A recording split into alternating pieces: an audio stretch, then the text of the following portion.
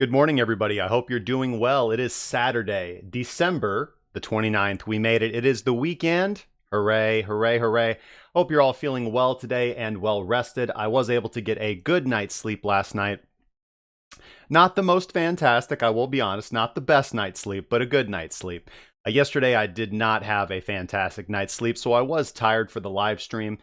Still not feeling 100%. I think I might be on the verge of catching a little bit of a cold, most likely because finally it did decide to come down with a fairly wicked snowstorm in this particular region where I do hail from. But hopefully, guys, the audio is much better today. I do have everything fully set up now with my nice scissor arm, with the pop filter. I don't have a shock absorber, but I hopefully will not need one. I do have everything kind of nailed down and taken care of. Was able to spend about a half hour to an hour last night getting this adjusted with my audio buddy who was able to kind of help me with these settings. So hopefully the sound is good. My testing of it was good. Hopefully that buzzing, whining, pitching, annoying, tear your ears out buzz is gone. So I hope you guys are feeling good. One thing that I would like to do today is I would like to add some more moderators to the chat. So if you are a regular viewer and if you are interested in being a moderator and just having, not a lot of massive responsibility, I just would like to add moderators to the channel, both on Twitch and on YouTube. So if you are interested in that, throw a comment in the chat. And if you fit the bill, then you're in like Flynn. Let's see, Jürgen Ernst, I'm looking at you. So, good morning to you, Jürgen, by the way. Xantimus Crypto, what's going on? Ben Joseph, Donnie Don Matthew, Mr. DecipherX, Dice Enzo, Daniel Morrison, Sebastian Rodriguez, Gene, Caribbean Crypto Show, Sakib Mahmood, Daniel De Leon, 12/22/2020 Dream, what's going on? And BA, thank you very much. Yeah, so the buzzing sound was actually, I had the gain too high. Nitten Soki, hey, good morning to you. Mr. DecipherX, you definitely fit the bill, my man. Boom. You're in there, man. Jürgen Ernst, I'm looking at you, man. I'm going to make you a mod, and if you do not want the responsibility, just let me know. But you're in there like Flimware. All right. Gene Remy Osorio. Hey, when bicycle. Mobius 378, good morning to you guys. All right, great, awesome, fantastic. Yeah, I do have the noise filter on. I have the noise suppression, the noise gate, the compressor, all that beautiful, fun, wonderful stuff that you guys don't see as I'm in the background. So let's get right into it. I know what you guys are here for. Let's get into the morning's Bitcoin analysis for what I see. Now, I have cleaned up the chart quite a bit. Things were getting a little bit out of control.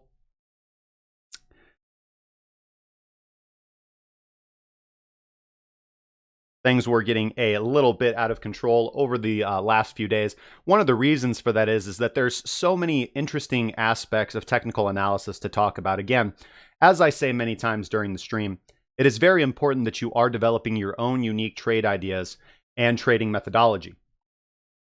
There are many different ways that you can trade. I know very successful traders who trade off moving average strategies. I know very successful traders who trade using an Ichimoku-based strategy. I know many successful traders who trade based off of very complex and complicated algorithms and rules and discipline, etc., etc. I know sloppy traders who are successful, and sloppy does not mean that they're unsuccessful. I guess there is a level of differentiation there. There's a nuanced level there that I do want to talk about. Generally, when I use the word sloppy in approach to trading, generally that indicates somebody who, in my opinion, doesn't look for really tight stops or really tight, well-defined areas. They're looking more at broad areas of interest. These are going to be more of your swing traders as opposed to your day traders. Day traders tend to, as myself, look at very predefined, risk-defined levels, saying, okay, if price hits this particular level, I'm going to enter into a position. If it hits this level, I'm going to be out of the position, and then I'll just look for an opportunity to re-enter. In that particular circumstance, you might take 3 to 4 stops before you get a successful trade. And this is also depending on whether you are using a predefined profit metric.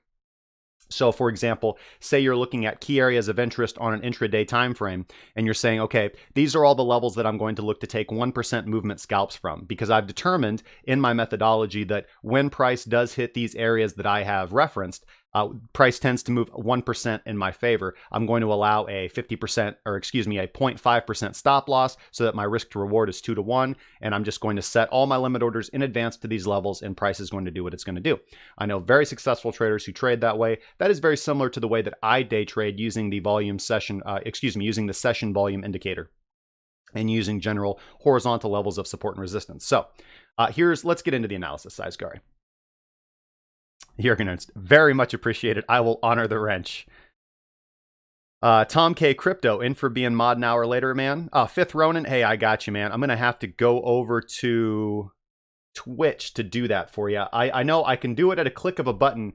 I can do it with a click of a button on YouTube. But as far as Twitch goes, I think I have to actually go into the settings. Let me pull up my live dashboard here on Twitch real quick and see what I can't do.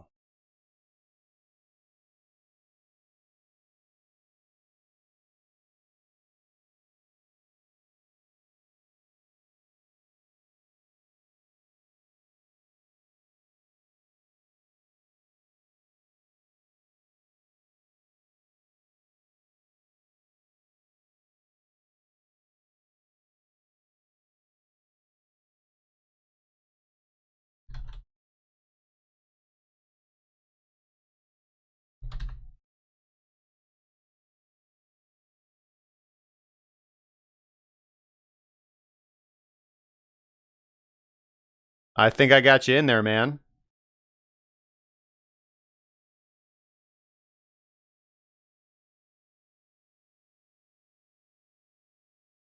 Mobius 378.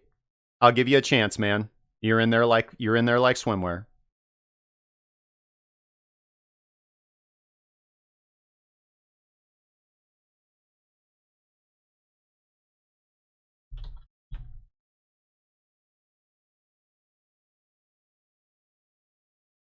Hayden, if you're watching, I'm pretty sure that your name on Twitch is also malicious upload, but hey, Knit and Soki, thanks so much for the follow on Twitch. Good to see you in here, my friend.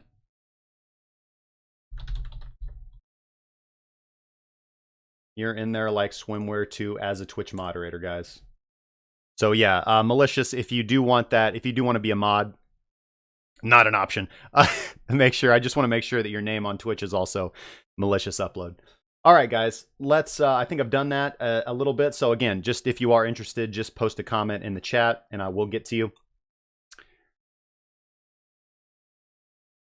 Did I do that drawing from yesterday's stream? For the, you're talking about for the Assassin's Creed Odyssey digital giveaway. I have it right here, my friend. I will be doing that towards the midpoint of the show. Yes, we'll be doing that giveaway. I do need to look up.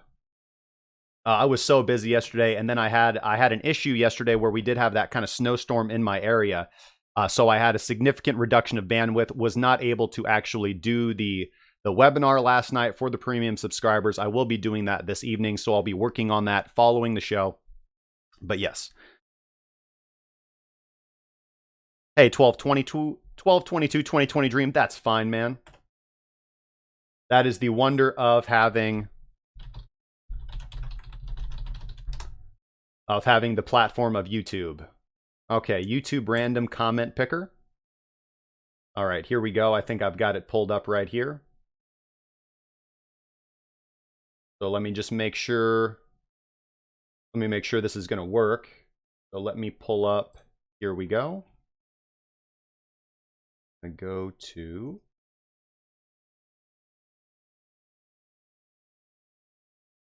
my channel. Let's see. Yesterday's video is this video right here. Okay. Make sure. Let me double check the comments. All right, cool. I've got a few comments on the video yesterday. So we'll go to the random YouTube comment generator and we'll see if this works. Load comments. Yep. Okay. Randomly pick winner. Okay, awesome. This is going to work. So I will be doing this here in just a second. Boom. Leave that loaded up there. Awesome. Just wanted to make sure that random comment picker did actually work and generate a random winner. So I will be doing that here in a little bit. We'll be doing that Assassin's Creed Odyssey giveaway. I'll get into the download instructions because you are going to require, it does say here that you need a Ubisoft account.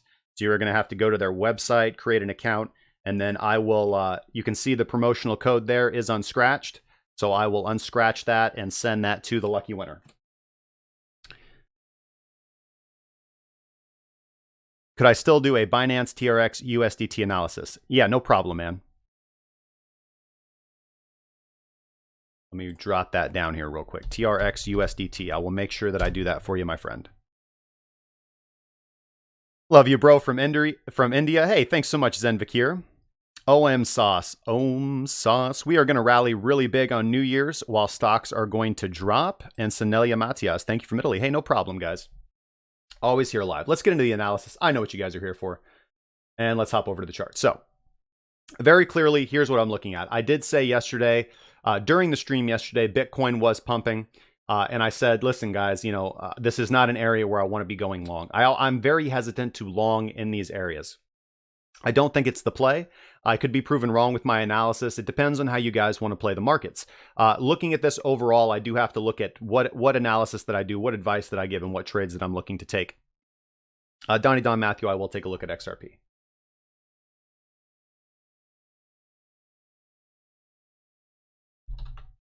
You need to tell me if you want it to XRP to the dollar or XRP BTC. Looking at these particular levels, we are coming in overall to an area of resistance. We have been doing that for a while. We did have this nice drop back down to this previous area of likely support. We do actually have the candle body closes of this area that were resistance that were broken through here and kind of was the 50% mark right here of this last rally up where we just posted in lower lows. So regardless of how you want to look at this, I have two descending trend lines right now that I will be paying attention to that I do think have strong validity to them. Again, as you guys know, or as you guys may or may not know, when looking at trend line trading, typically 2 touches on a trend line is speculative. Most people, the traditional response that you will see when regarding trend line trading is that 2 touches on a trend line is speculative, 3 touches on a trend line confirm them. So then you would look to think, you would tend to think that the 4th touch of a trend line would be your optimum entry for entering into a position based off that trend line. However, in my experience, I like to enter into positions on the 3rd touch of a trend line. Why? Because that is, again, the confirmation touch of the trend line. And in my experience, that is typically an area where just about everybody else that is also looking at that same area is going to be going in that same direction. So I have warned you guys again about consensus trading. You always want to be generating your own unique trade ideas, but there are times, as always, for example, when trend trading, the trend is your friend until that bend at the end. So you do want to take advantage of that when you can. And in my experience, what I have found with my back testing and with my experience in trading is that the 3rd touch on any trend line, whether it be ascending or descending, supportive or resistant, is generally your best bet for entering into a directional trade. The 4th touch on a trend line is often either a fake out or a breakthrough of that previous trend line, because the more touches that you do experience on a trend line, the weaker that it gets, the weaker the resistance around those areas. And generally, if you have a slanting trend line, that is also pulling you up into differentiating areas now of horizontal support and resistance, which are overwhelmingly more important. So I have charted out, if you look at the cyan lines on my chart, we do have, zoom down here just a little bit so you guys can see a little bit clearer. Take that logarithmic off.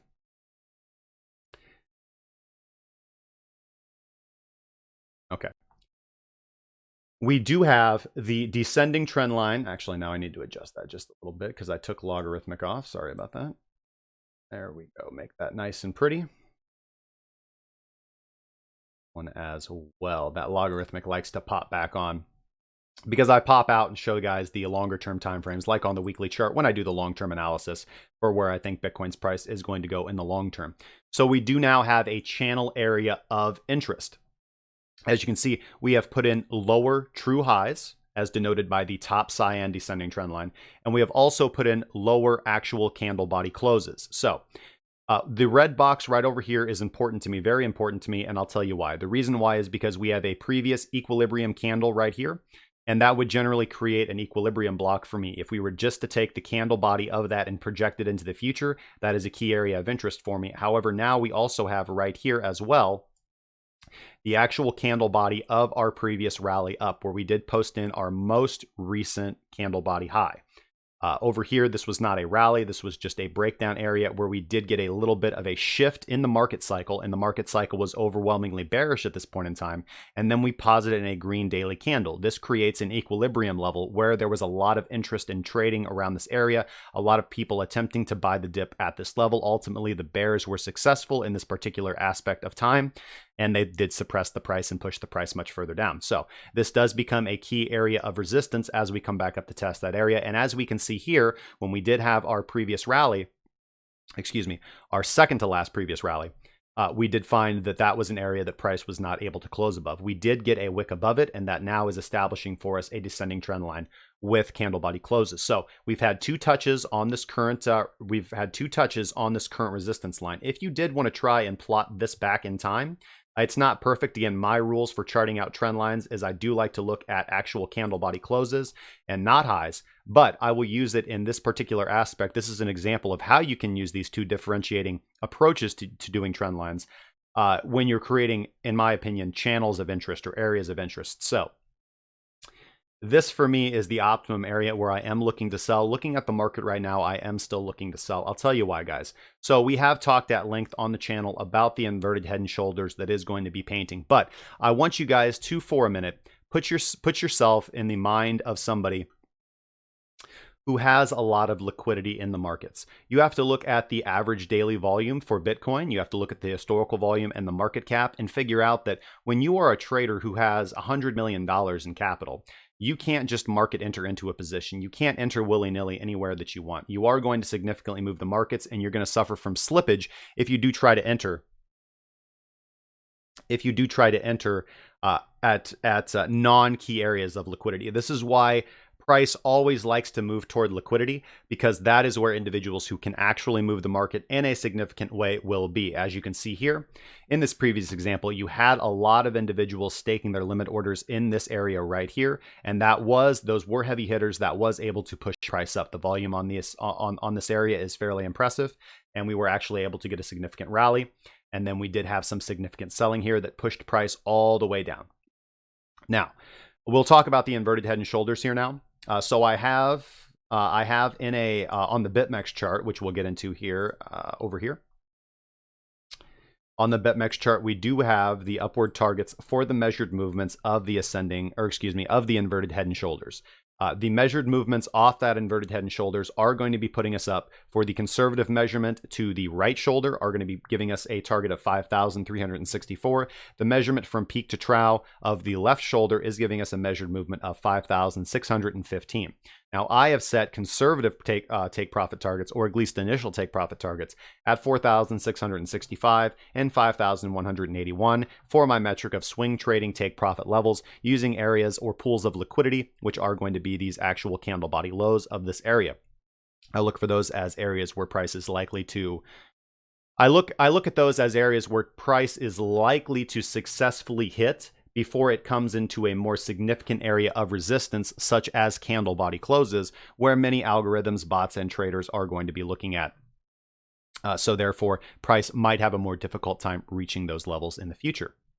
Now, I'm going to be still extremely speculative about this extremely bullishly optimistic trade. I'm going to need significant confirmation, and I do want to distill why for you and what I will be looking at before I am willing to enter into a long position. I'm still not, in my opinion, not at all whatsoever interested in going long on Bitcoin. There are trades to be taken. I will not deny that. There are trades to be taken. And one of the wonderful things about Cracking Cryptocurrency for the premium trading group is that we do have multiple analysts with multiple different views of the market. And in that sense, we are able to capture much more of the market and offer much more exciting trades. Maybe not more exciting trades. Perhaps that's the wrong word. Baz Rush, thank you so much for the subscription on YouTube. I do also want to thank Joseph, Christoph, and Thomas Tran, who did subscribe yesterday, and I did not get a chance to mention you guys. Thank you so much for the support. Hey, there we go. Malicious upload. All right. Your name is the same on Twitch, so I am going to make you a moderator, good sir.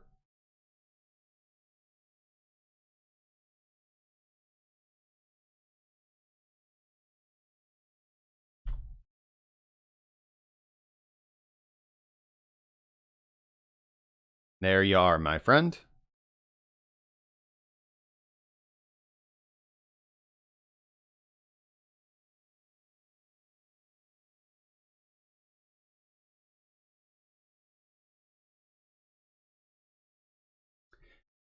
So I am going to need price to convincingly tell me that it has actually broken out of Joshua Amahit. Thank you so much for the sub on YouTube, man. Welcome to the community.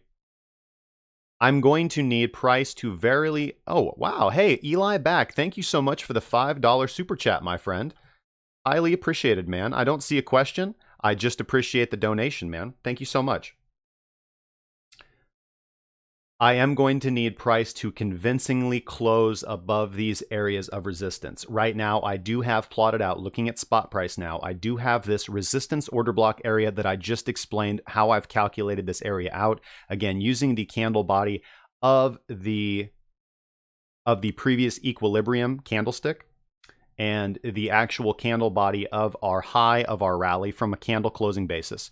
This is establishing for me an area of interest for me, which is a strong resistance area. We can see that it acted as resistance on our second to last rally, and it also acted as resistance for our recent rally. So, Limitless Potential Technologies Incorporated. That is a fantastic sounding company, man. Welcome to the channel, man. Thank you so much for the sub on YouTube. So, this is now establishing a horizontal resistance area for me that is an area of interest for me. So I am going to need price to close above the high close of this candle right here, the equilibrium block. Now, you can be more speculative. As I said earlier, I would be open to potentially entering into a close above the conservative neckline, which right now is actually going to be at $4,073.77 is the actual close of this candle right here. Now, I'm going to take that back, and I'm going to tell you why. Because the more I look at this, the more I'm looking at where are the areas of liquidity for the traders that are trying to take this to the short side. So we still have not broken out of any bearish cycle yet. The market is still overwhelmingly bearish in my opinion. So I am going to be more conservative in my approach to Bitcoin than I had tentatively said yesterday. Again, if you look back at what I had actually said yesterday, I said if we are able to actually close above the conservative neckline, or to rephrase it, the right shoulder neckline. So the neckline, if you were calculating from the right shoulder, although that is not the appropriate way to do it, that is giving you the slanted inverted head and shoulders. So let's actually chart the inverted head and shoulders out so you guys can see what I am talking about. Cipher pattern right here and head and shoulders. So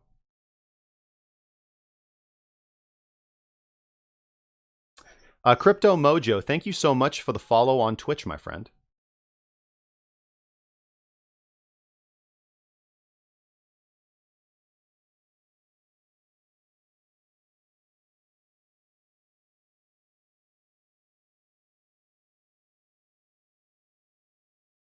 And we'll just leave it right there for right now.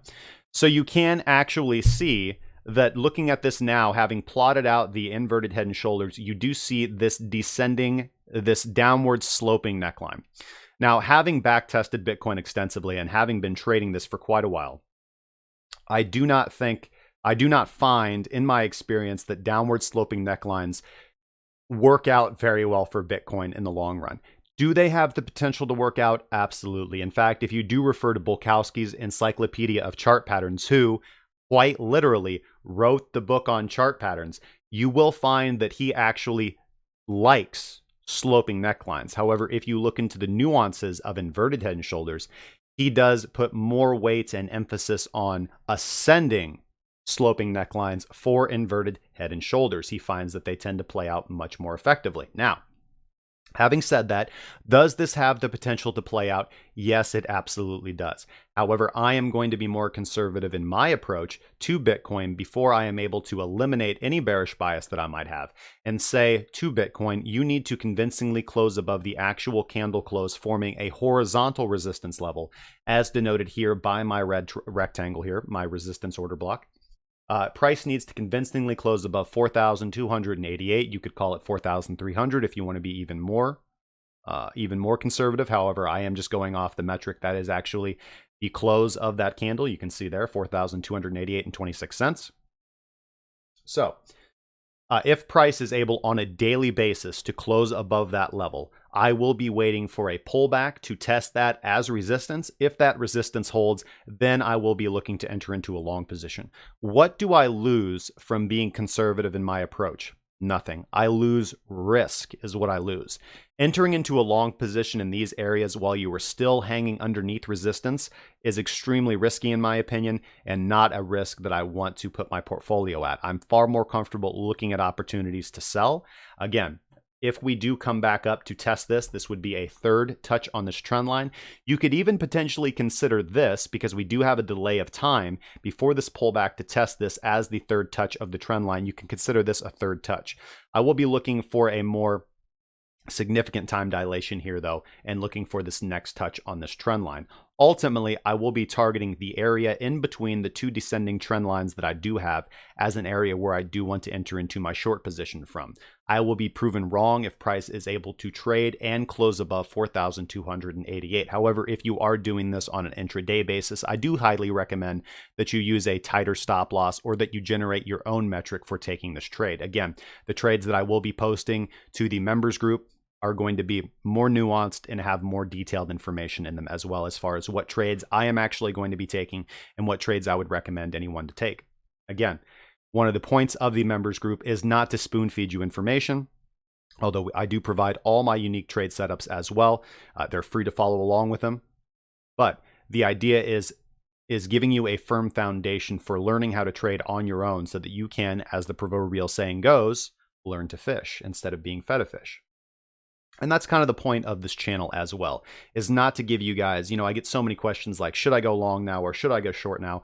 I mean, the key area is I can tell you where I'm looking at, areas of interest that I'm interested in, but ultimately at the end of the day, if you do want to be a successful trader, the onus is going to be upon you to determine your risk amount, your preferred trading style, your stop loss level, your entry levels, and your take profit strategies. You can be a scalper and make lots of money scalping. You can be a swing trader and make money swing trading, or you can have an undisciplined approach and end up giving all your money to me or other traders.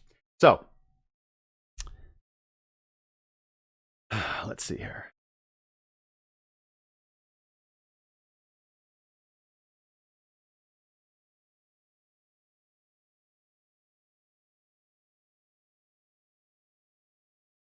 Red 5 Golf Gunny. Red 5 standing by the way. Nice Star Wars reference. I think that is most likely potentially what you're referencing there. If not, that's fine. We cannot have a morning live stream without you reminding us that crypto is dead. I see that crypto is just dead today, not dead-o. So I feel like you're much more serious about your comment today. So I do not believe that cryptocurrency is dead. We are just unfortunately, or fortunately, if you are able to short in a bear market. I've been through them before. Cryptocurrency has been through them before. Bitcoin has been through them before. I do think that, I do believe strongly that this will not hold Bitcoin back significantly in the long run. We will emerge from this bear run eventually, and we will see new all-time highs. So, so I will be looking at this area, looking at spot price. I will be looking at this area between, if we look at kind of where the metrics are going to be for our current price upcoming, in between 39.87 and 4,161 as key areas for me to want to short. Price is going to have to close fairly convincingly on a daily basis, not fairly, very convincingly on a daily basis above 4,288 before I am interested in entering into a long position at these higher levels of the range. Now, if price is able to get back down, which I think it will, if price does not come up here to retest these areas, that's fine. If you miss a potential trade opportunity, you've missed nothing. All you've missed is risk. So you want to make sure that you're not chasing a trade. You want to wait for the trade to come to you. Again, I know that you guys probably have heard this and do hear this, and I know that I can sometimes beat a dead horse, but I just want to make sure that you guys take the stuff, take the what's the word I'm looking for? The exact word is escaping my mind at the moment. Cliches. That you take the cliches seriously because they're cliches for a reason. Zach Tans, thank you so much for the sub on YouTube.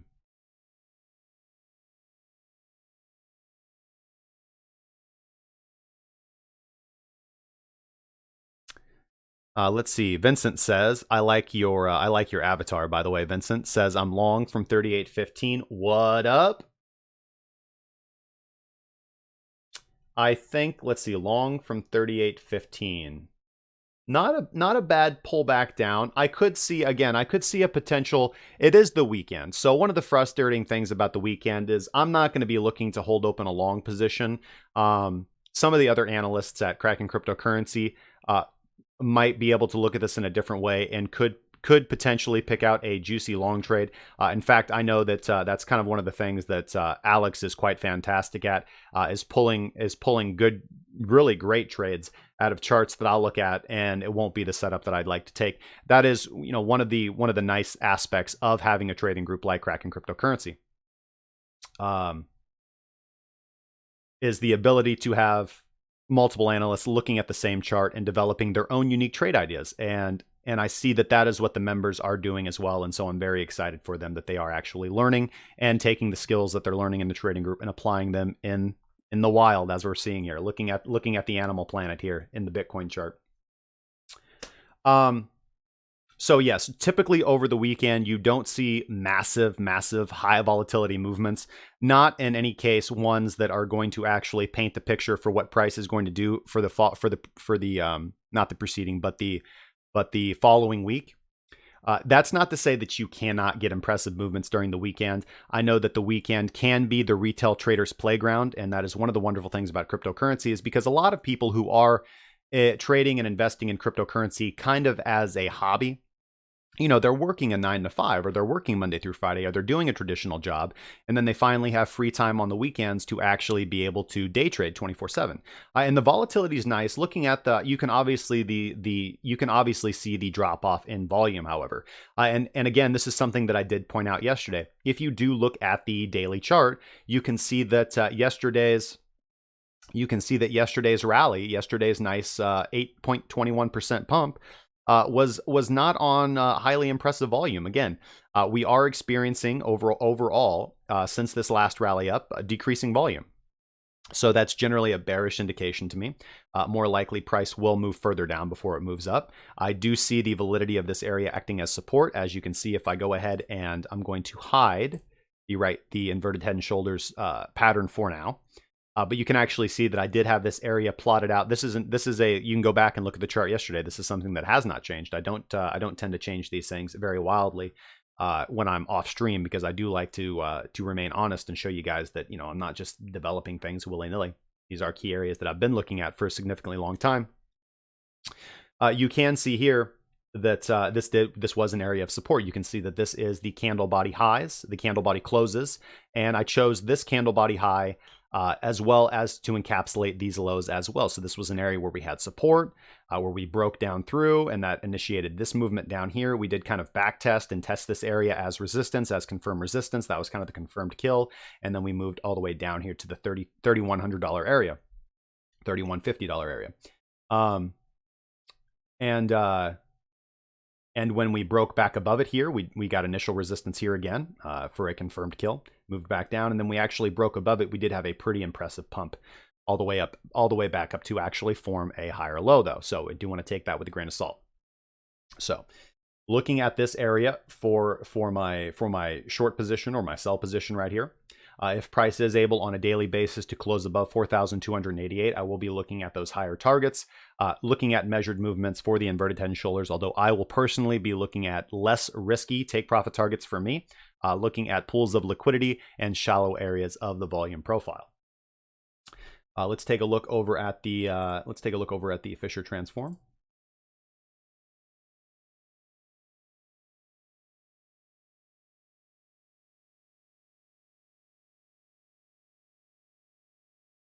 That's not the right one, sorry. Let's just over here.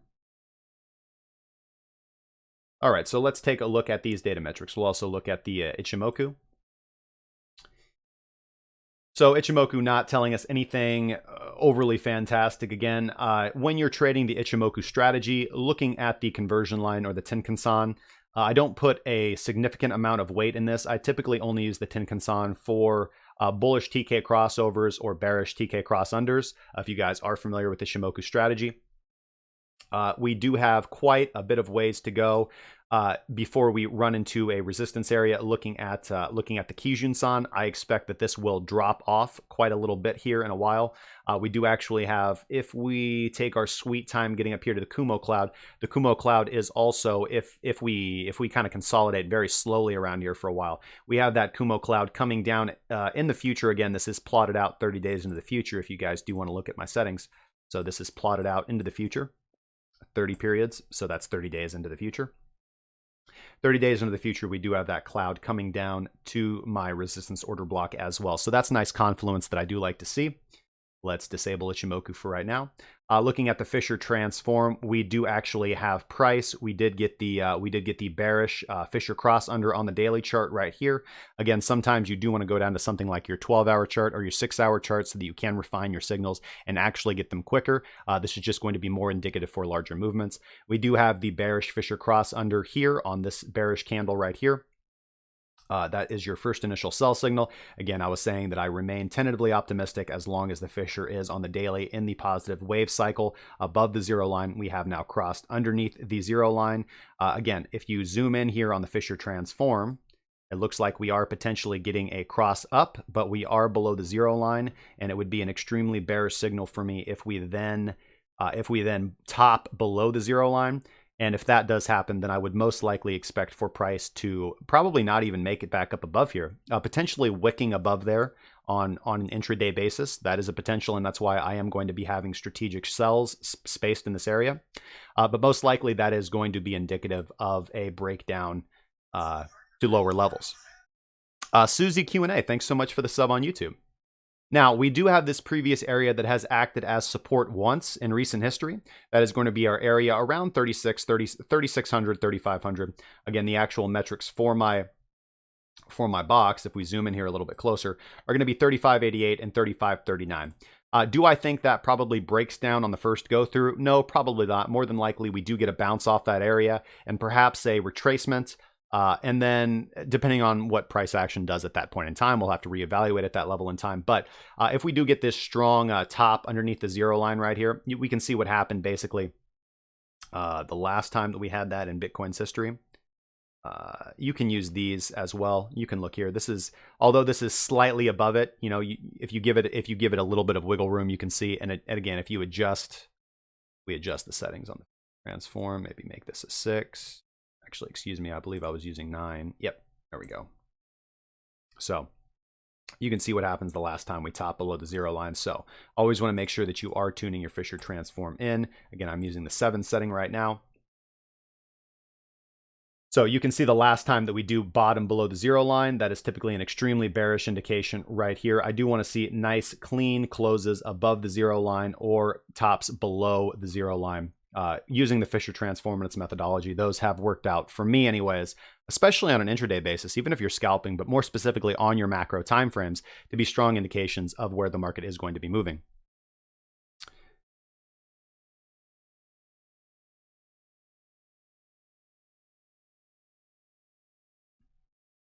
So if we do get that Fisher cross under here in that top below the zero line, just looking at price action right now, I would still expect to potentially see a wick up to these areas right here. But more than likely, that is going to be, for me anyways, that is going to be the optimum area to enter into my short. And I will look to take profits at these lower levels. Now, as we get closer, I do see, again, you do have a speculative long entry in the $3,500 area.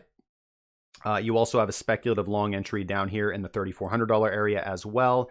And then again, you have another speculative long entry in the $3,200 area as well. So those who want to be overly bullishly optimistic, your play could potentially be layering your buy orders down to that area. Again, I'm not a sloppy trader like that. So that would be that sloppy trading that I was talking about previously, where you are painting broad areas of interest for support. So that would be the play if you wanted to be. And again, it's not an overly negative term. I know traders who are very successful with that, especially if they're using proper portfolio sizing. So they're going to say, okay, well, I want to be long in this area. So I'm looking broadly at these areas of 35 to 3,200. I will be buying or going long from those areas. And I'm just going to use something like a trailing stop once price starts to go in my favor. And I'm going to be a long-term position trader on this aspect. Now, I think that's absolutely fine if we did have some clear signs of capitulation at this point in time, or if I felt like the bottom was not, or if I felt like the bottom was in any way, shape, or form. But I'm going to need some strong convincing, and that strong convincing is going to be in the form of violating actual horizontal resistance levels and forming higher highs. So we're going to need to see daily closes above 42.88, and then I will be looking at this those upward targets. But until then, I remain bearish, and I look for opportunities to sell in the marketplace and to go short. So let's go over to BitMEX and see if any of the metrics are different. Everything is quite similar over here on BitMEX, honestly. I have charted out the exact same structure. On the daily chart, we do actually have that descending trend line from our actual true highs. We do have that descending trend line from our actual candle body closes. So I've just put in this nice rotated rectangle red box area, which is also congruent with this current resistance area right here off candle body closes as well. Now, I do have the same support area down here on BitMEX that is going to be between 36.04 and 35.32 that we probably do not crash below first. I do expect us to get a secondary bounce off there. Will the reaction be as strong as this one? No, potentially not. I could see a take profit target on that being this previous equilibrium order block right here. Between 37.72 and 37.28. So that is a long trade on the table potentially right there. Again, we'll chart that particular trade out either in the members group, in advance ahead of time. Although, again, I'm very speculative about taking longs in this marketplace, but that is a potential play that I do see on the table. I see the same play from the $3,400, $3,300 area, a move back up to the $3,500, $3,600 area as well. Again, price just doesn't go directly down. It spikes, it moves, it bounces, it retraces, it puts in support and resistance, et cetera, et cetera. So those will be the plays I'll be looking to take. Ultimately, I'm just going to be looking, in this particular sense, to be taking something like a swing trade where I am looking to short from these areas and looking to target these key areas of support, and then hold on a significant portion of that for an eventual breakdown of 3,000. Now, do we get a New Year's Eve rally and blast through these resistance areas and start making a climb up here toward 5,500? Absolutely possible. Anything can happen. And if that does happen, I will look to take advantage of those long positions. I'll also be looking to probably heavily play altcoins at that point in time, because that will probably significantly affect the altcoin markets as well. So, but I don't see any indications of that yet. This does still look bearish to me, just as I said yesterday. And that will be the play that I will continue to take. Again, I do think that we probably get a pop somewhere around here, either heading into the weekend or the beginning of Monday, Tuesday, where I will expect us to actually wick on an intraday basis into my resistance level, optimally where I'm looking to enter into a short position. And then there are several areas to manage risk. Again, looking at the BitMEX chart on the daily chart, since this area has already been stop loss hunted, and that would actually be the horizontal area at the top of my red rectangle, I'd probably be managing risk somewhere around 4,174, or even more conservatively, potentially the true high of this candle as well. 4,241 would be areas where I'd be looking to manage risk on a short position entered around 4,100, 3,900 to 4,100. So that's Bitcoin for you guys today. Let's go take a look over at the longs and the shorts and see if we do see anything interesting. Let's look at the shorts first. Again, looking at the shorts, after our initial rejection from the death box here, we did get a nice little bit of a baby squeeze, and shorts are on the way down. Again, this is Bitfinex data, weighted by actual price. So as you can see, and this is one thing that I don't see anybody else doing, not saying that I'm better than anybody else, but because I'm a very humble trader, but I'm just saying that it would behoove you guys to actually look at more market data. So as you can see here, if you actually look at my ticker at the top, I am compiling Bitcoin to USD shorts, Bitcoin to Euro shorts, Bitcoin to the Japanese yen shorts, and also Bitcoin to the British pound shorts as well. And then I am volume weighting that through the actual price of Bitcoin so that you can actually see the number, the amount of the truer data metric for the longs and the shorts position. So we do currently have shorts sitting at 36,156 Bitcoins to the short position, to the short side, excuse me. And we did break through this previous level of support. I would expect a back test at this level now to get confirmed rejection off of this area after a little bit of brief consolidation. And then our next level of support is coming up here. So yes, this is confirming my bias. Robert, not going to do it. Not going to guess the last name, man. But Robert, thank you so much for the sub on YouTube, man. Welcome to the community. Our next level of support is down here. So I do think the shorts have a little bit more wiggle room to move down before they begin to rise upwards. I think that we probably will not see those shorts pop in yet. They haven't gotten the liquidity. But that's how I'll be looking at this. So yes, I do think the shorts have more room to fall here, and that is giving me more credence when I'm looking at the chart and feeling that we could, that I am expecting a wick and intraday movement up to this level where I am going to be looking to enter into a short from. If we do look at the longs, after having a nice rally over here, obviously between the 20th of December to the 24th of December. So let's go back and look at spot price so we can just take a look and see. Yes. So from the 20th of December to the 24th of December, what's interesting to me is to see just the difference between institutional order flow and retail order flow. So let's go back and look at the longs. Yes. We see a massive increase. So this is institutional order flow here. So this is from the 10th of December until the 17th of December. We see a massive increase in the longs. And then beginning on the 17th, the longs just drop out of the sky. Everybody exits their long positions and completely take profit. So that's from the, let's look here. Let's go back. So yes, the 10th of December here, the 10th of December here, price does wick down. And then we move up until the 17th of December. Everybody is taking their profits on their long positions. They're very happy. They're very happy. They're more exiting throughout the 19th as well. Let's go back and look at those longs. What is price doing? Yep, the longs are just continuing to exit, starting on the 17th and really ending on the 20th. So let's look where all the profit taking took place. Going back over to the Bitcoin chart. Yep, so from the 17th to the 20th, yep, we just have all the institutional order flows exiting their long positions at this area. And then what do we see over here? We see, this is retail. Retail's like, oh, I missed it. Can I play too? Can I play too? Bitcoin's painting an inverted head and shoulders. We're going to the moon.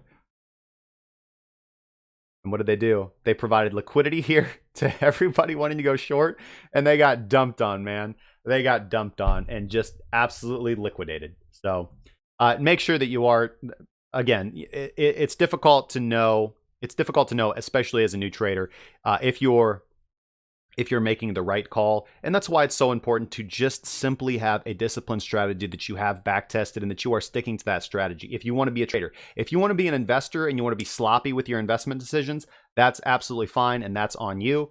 Just make sure that whatever you're doing has a proven back testing metric of being profitable, and then stick to that plan until the cows come home. All right. So yes, longs have broken through a previous area of resistance. So just as the shorts have room to drop and the longs have room to grow here before reaching the next resistance area, that I've plotted out right here. Again, I do think that we will most likely see a wick up into this area before price moves down. However, that does not have to happen. Price can just go down from here. But I will be waiting with my short orders like a shark spaced in this area right here and be looking to manage risk at this candle high and this candle high as well. Up over to the chat, guys.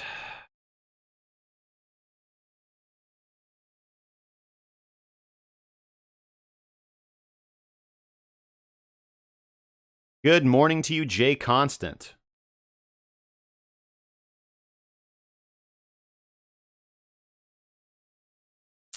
iGamer77Z7 says, I think we are pumping. Never mind. 3770 to 3798, 3800 pushed us back. Jay Constant says, bots are triggered. We're going up, question mark. What happened? Did Donald Trump make a tweet post? Why are they triggered? Just kidding, man. Jay Constant, I think bots control the market. That's why the lower highs, lower lows. It is completely draining the market. I don't think that, yeah, I mean, I agree with you. I think bots do control the market in the sense that bots that are working for those with institutional capital, are controlling the market. That's why, but again, the market is going to move in the direction of individuals who can move them. And the market is not necessarily manipulated. You just have too many individuals that have competing interests. So I don't want to turn this into a long, drawn out, extensive rant about how, when people talk about massive conspiracy theories, when they're talking about like BitMEX or price, it always seems to me that, in my experience, that conspiracy theories, and this is why, again, do I like to watch like documentaries about aliens and documentaries about, the Illuminati and all that stuff? Like, yes, absolutely. And I do think that there's some awful, horrible, evil people out there and some awful, horrible, evil things. But in my experience, you do not have to look far and wide for hidden, occultic, secret, cryptic answers. To me, the evidence of the obscenity and the insanity of the physical world is right in front of us. I look for the beauty as well, and look for opportunities and opportunities that I can use to make the world a better place and to improve myself. By doing that is actually how you imposit change in the world. Again, I don't want to mirror the old metric that, be the change that you want to see in the world, but that's completely true, man. Human beings have a profound capacity to be wonderful and glorious and sanctified, and they also have a wonderful capacity to be hideous and ugly and obscene toward one another. And if you look at the progress, if you look at the tail of the tape for humanity over the past several thousand years, it's been fairly violent and bloody, but it also has been, if you look at the long term, a movement of improvement, honestly. Things are far less barbaric, brutal, horrible, hideous, insidious, and evil than they were 1,000 years ago. We're no longer under tyrannical control. There is far more freedom. I think a lot of people are concerned with these dystopian futures where individuals are going to be kind of like led like cattle to the sheep. And clearly, frankly, looking at what's happening with the youth, I have young children, and I am very strict about their access to technology. But I see that so many other parents in my generation, or just, in my area, or just worldwide, really, they're totally comfortable just letting their kids zombie out to video games and YouTube and all these desensitizing things that are influencing children in a very negative way. They're completely fine with pumping their children full of mind-altering drugs like Ritalin and things for something that I feel is pretty much mostly a false diagnosis, especially in young boys, which is attention deficit hyperactivity disorder, which I think is mostly garbage. Boys are hyper, man. When do we forget about that? When do we forget that boys like to learn somatically, through physio-kinesthetic learning? It blows my mind. I think that public school is garbage. I think that you're far off. If you're an intelligent person, again, my daughter will be, my youngest daughter is going to be homeschooled. And we do the majority of our schooling with our children at home as well. So, again, I'm not a crazy, insane conspiracy theorist person. I just find that it tends to be a waste of time. I think that all the answers are quite clearly in front of you. Human beings have a profound capacity to be good, and human beings have a profound capacity to be evil. But I do believe that I am an optimist in the sense that I do view as a student of history, I do see that humanity is improving and getting better. And I think that technology is one of the driving forces behind that. So as technology continues to improve, I think that we have the potential to use that technology for good or for evil. And I don't think that we will ever enter a scenario where good and evil end or good and evil exist. I think a better way to look at everything is through order and chaos. So I'm a pretty big fan of Jordan Peterson, and that is how I tend to look at the world. Order created out of chaos. You do have to have, if everything was all positive and all good, there would not be any challenges in the world to refine your personality and your soul through. If everything was just overwhelmingly evil and there wasn't any optimism to be had, then there would be no point to existence. So life is balance. Life is balance. You do have to find beauty out of the ugly. You do have to find order out of the chaos. And you do have to be in tune with the chaos out of the order and know when to deviate away from it. And this is why I think that the markets and the way that they move cyclically in a wave, generally against consensus opinion, is just a beautiful example of human psychology and human spirituality in action. So didn't want to get too deep, too profound with you guys, but that is kind of a overview of how I look at the world. EDR0 asks, what do I think about a sub $1,000 level as a bottom? I don't think so. I find it highly unlikely that price will. There's some of Scott's alerts right there. I find it. Let's see what that was. BTC USDT.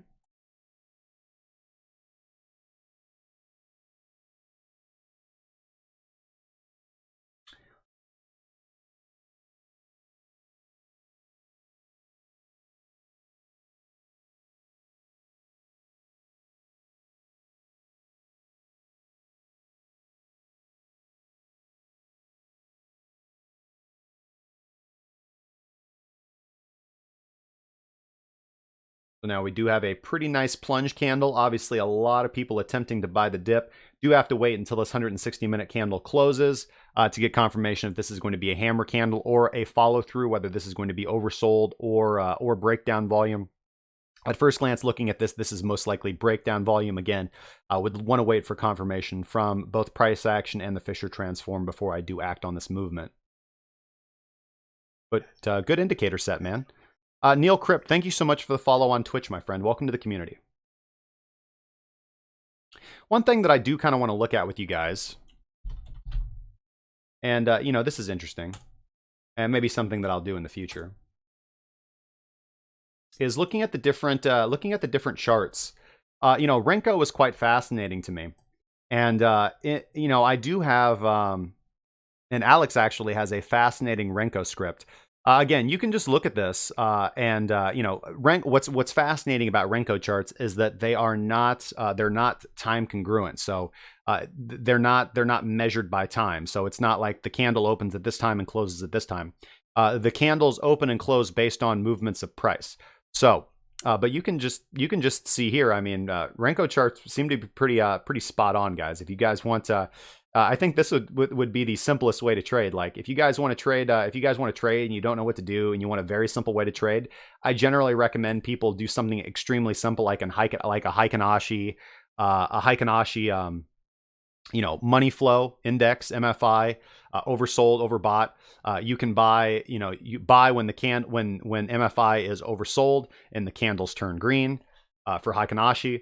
Sell when MFI is overbought and the candles turn red.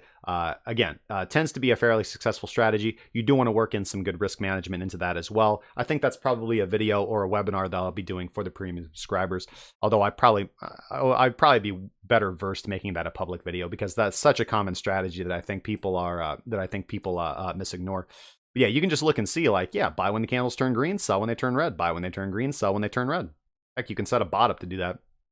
The only thing is when you're looking at Heikinashi, you do actually want to switch off and go back and look at your candlesticks to get your more accurate entry and exit positions because Heikinashi candles take the average of the candle length that you're looking at and not the actual true open and close. Okay, continuing with the chat.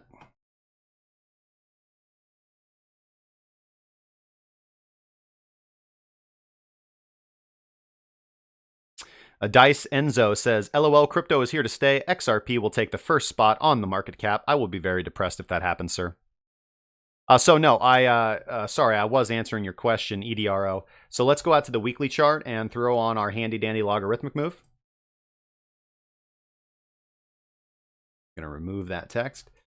So yes, looking at the weekly chart, here is my long-term prediction for Bitcoin. Actually, so yes, we do have this area of interest that I had charted out. Let's bring back the volume profile.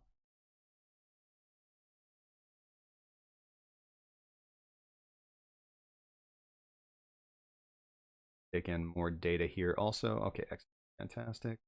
So not that much. I just want to look at this data right here. There we go. So this is my long-term prediction and outlook for Bitcoin. Let's clean this up just a little bit and get rid of the developing point of control. Make this 100 and get rid of that developing control and the point of control, just so it's a little cleaner to see. So currently we are in an area of interest. Obviously, we are below the 0.786 Fibonacci retracement for the movement. Typically, when price does go below the 786 Fibonacci retracement, if the 786 Fibonacci retracement doesn't hold, I tend to look for price to go to the 886 Fibonacci retracement. So many people have called me crazy for using the 88.6 Fibonacci retracement, but if we track back in time, we do actually see that at the end of the bear market in 2014. Bitcoin did also find its bottom at the 88.6 Fibonacci retracement as well. So that is the key area that I am looking at for an interesting area. Now, we all know that previous resistance does become support. So having charted this out, I do have our next area of support at 29.38. Again, we have double top resistance right here, a third test of resistance. Excuse me. This is an initial test of resistance. This is our secondary test of resistance. And then we actually do break through and then we back test it as support. So 1, 2, 3 touches. This is a significant level in my mind. Again, I'm not putting as much weight into it. I do think that if price goes below 3,000, unless it is a very short-lived wick and we do actually get a nice bullish play off of that, if we close a macro time frame chart or a macro time frame below 3,000 and it's not just an impressive wick down to test 29.38, then I would be looking for significant downplay movement into my red box territory. Or excuse me, into my green box territory. This is my play zone between 2,743 and 2,287. I do have that measured out. That is the scope of the value area of this high volume node. It is also congruent with the candle body close. The candle body closes of this large candle resistance area right here, because as you can see, 29.38 is going to be congruent with the actual open and the close of this bullish candle, the open of this bearish candle, the high of this bearish candle, and the low, or excuse me, the high of this bullish candle and the low of this bearish candle. So 1, 2, 3, 4 times. Really, you can discount this because this is an open and close at that level, obviously. But 3 touches, making this a significant area of support. Most likely gets a little bit of a bounce on the first pass through. But if we are actually able to close a macro time frame below 3,000, and again, perhaps it doesn't happen the first go through. Perhaps we do get a little bit of a recovery bounce off that initial area, just like we got off that $3,100 level as well. But if those levels break, if 3,000 breaks, I think that's going to be a big psychological dig. I think that's going to trigger a lot of bots, a lot of algos. If we do take a look also at our 200 period, let's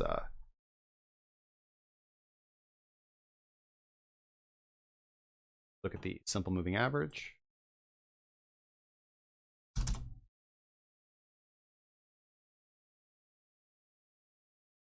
So we do see that we did find support off our 200 period simple moving average. We did get a nice recovery bounce off this. That was an area that I was talking about for a while. So other than that, we have closed below all levels of support, guys. We had the 2015 logarithmic trend line. We had the 200 period exponential moving average. We had the 786 Fibonacci retracement. We had this previous area of support completely crashed down and broke through. Which was also congruent with the 786 Fibonacci retracement as well. So the next area that we look at is clearly a previous area of resistance turned support to act as support in the future. We look at the 886 Fibonacci retracement, which is congruent with this order zone, and we also look at the high volume node. So I do expect that if the 200 period simple moving average breaks, we will descend into my buy territory, my next play zone territory, between 27.98 and 22.45. With an emphasis in that area of 23.31. That is the 88.6 Fibonacci retracement, and a key area that I would be looking at in the future. We also do see that if we do break down below that area of 22.45, if 22.45 breaks, looking at the sub $2,000 support levels, I do have the next play zone. Again, this would be the top of the lower value area. That level is actually coming in right around $1,350. That is the high here, which was not back tested as support. So it did act as resistance once, and then it broke through. So this would be your next area of interest right here on the chart. The areas would be between currently $944 and $1,350. So I don't think that Bitcoin is actually going to make it below sub $2,000 levels, so we'll evaluate when we talk about that, but it is important to be looking at those areas of support if you do want to be covering all your bases. Now, it would be obviously extremely depressing if Bitcoin price got down there. Would not shake my fundamental faith or belief in Bitcoin. I would still be looking to accumulate. I still have long-term faith in Bitcoin, barring some significant change, because you can't just base looking at the reason why I'm fundamentally bullish on Bitcoin is because I believe in it from a fundamental level. I have no faith fundamentally in things like Ethereum or Ripple or Nano or whatever other garbage that you guys want to talk about. Fuck the world, core you. Hey, thank you so much for the follow on Twitch, man. Highly appreciated. Welcome to the family. And Margin Friend, thank you also for the follow on Twitch, my friend. Thank you so much. I believe in Bitcoin from a fundamental perspective. I think that it is groundbreaking. I think that it can change the world. I think that distributed ledger protocol is absolutely fantastic. I think that this can remove the power away from centralized institutions and give them back into the hands of the people, or at least into the hands of the technologists that are able to create better technology for human beings, generally more altruistic, better, intelligent, smarter human beings who are concerned with privacy and security, who want to verify, not trust, who want to take away centralized points of failure, who want to put everything on the blockchain, who want to get away from centralized authority, centralized control, centralized points of failure, who want to get away from centralization. And if you just want to see if you just want to look at a Cursed Casino, hey man, thanks for the follow on Twitch, man. Highly appreciate it. If you just want to look at the difference between the approach that blockchain is taking and the approach that your centralized institutions like Google are taking, for example, I mean, it's night and day difference, guys. It's night and day difference.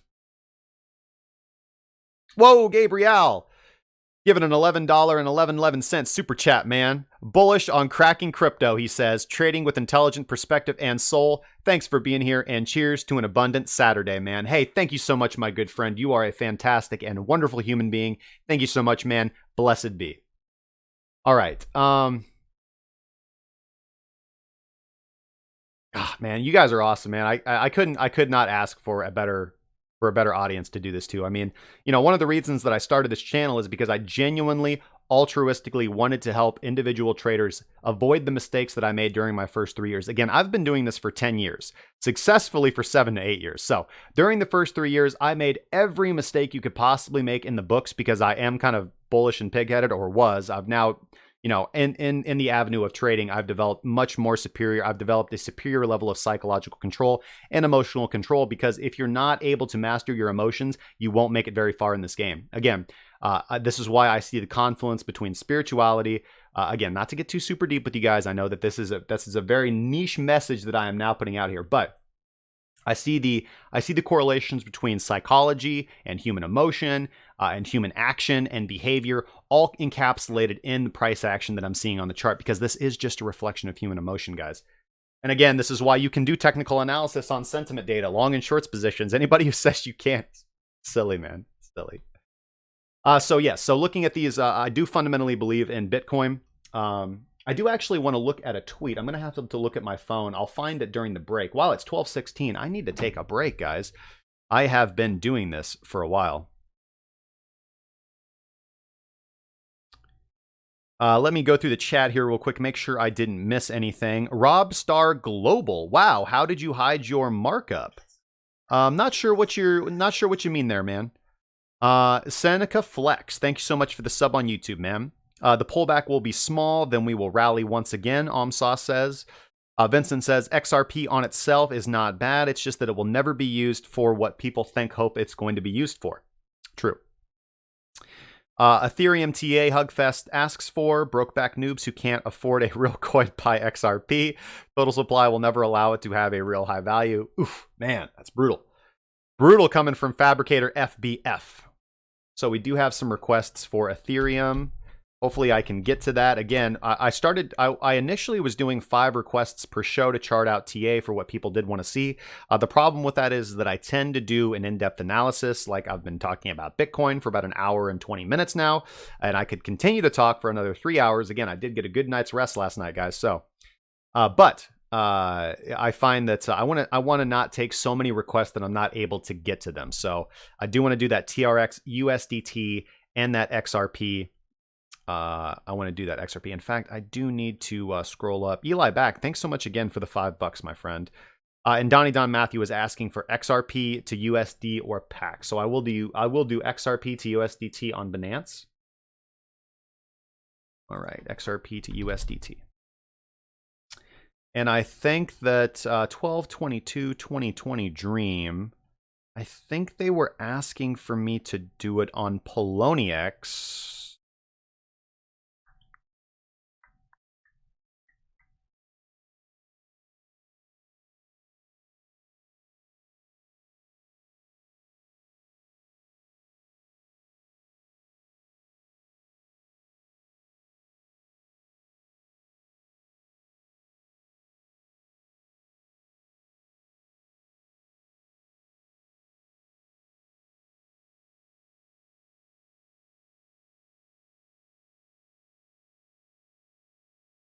Man, a lot of chat that I kind of missed, man.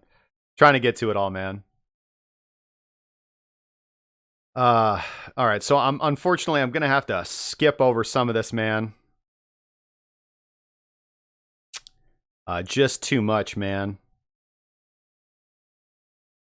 9/11 was an inside job, Fabricator FBF says.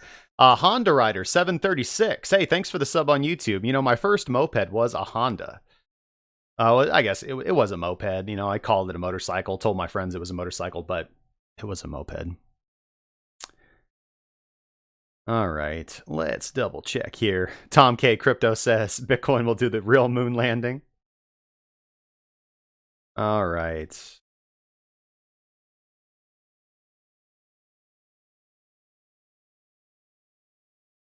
Hey, Stacking Stoner, what's going on, man? Hey, Stacking Stoner, man, you'd be another good example. I'm going to go ahead and make you a moderator on YouTube, brother. You've been with us for a while, man, and I appreciate your comments, man. Thank you so much, brother. Mbait22, a most betterest explanation. Yeah, man. I am super behind on chat, man. I'm sorry if I'm missing you guys. I'm just trying to look and see if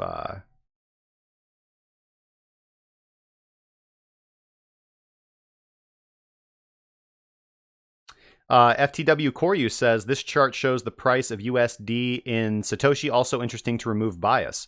1 bit stand. Ooh, interesting.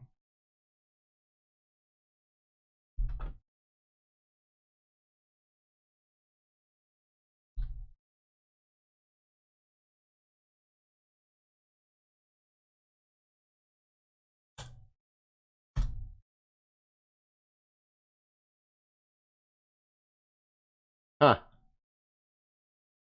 Oh, that's interesting, man. He says, this chart shows the price of USD in Satoshi. Also interesting to remove bias. Hell yeah, dude. Wow, that's a lot of zeros. I'd have to zoom in to read that. It's too small, man. I'm going to hurt my eyes, bro.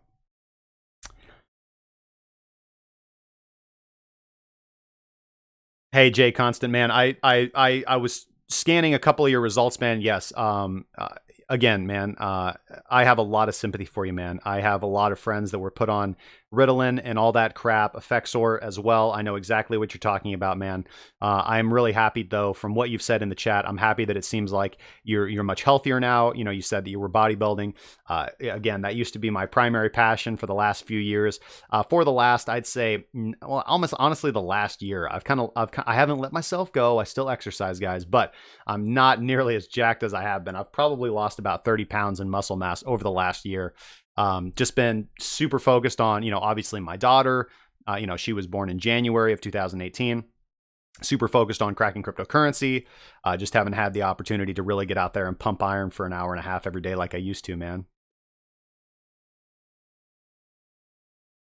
So Vanish Bajaj, I probably won't get a chance to do that today, my friend. Although you can, I did just have it up. I haven't really seen a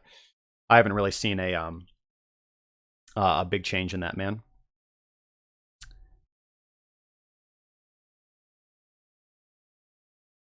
Charles Gormley, could it be that what you are looking at is a bear trap in guise of a New Year's jump? So what I'm actually looking at is a bull trap. A bear trap typically, let's go back to the data chart here, guys. Bull trap typically does not occur at the higher levels. A bear trap typically occurs right here. Like this could potentially be a bear trap where you're trying to get everybody. Traps occur because the market wants to move toward liquidity. And if you have the big players on the long side, well, then you're going to have a bear trap because they're out of their bearish positions and they're looking to go long. I don't see any indications of that yet. And so they're going to need to pull retail price back down to them so that they can take the market orders of retail to fill their limit orders because they don't want the slippage of paying market of doing a market order as well. Hey, you guys are doing a fantastic job with the moderation, man. Thank you so much, man. Hey, Cursed Casino, how are you doing, my friend?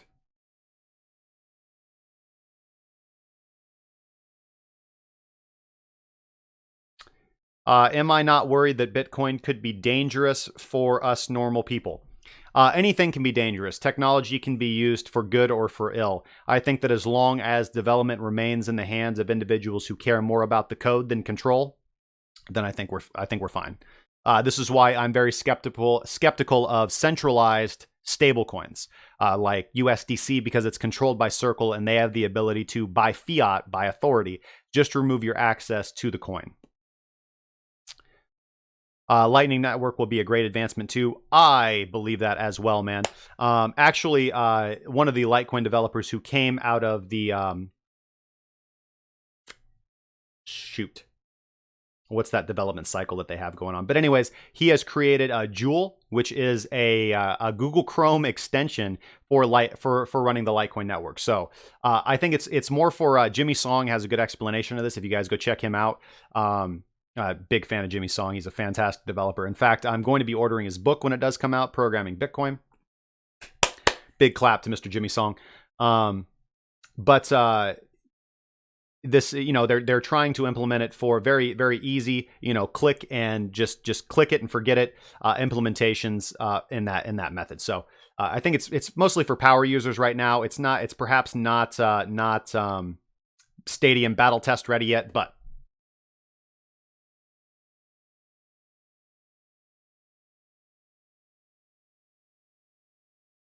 hey, Ferry Hendricks, good morning to you, man. Thank you so much, my friend.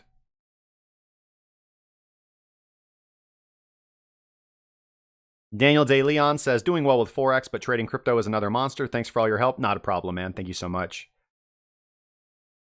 Nietzsche? It's Nietzsche, Mbate.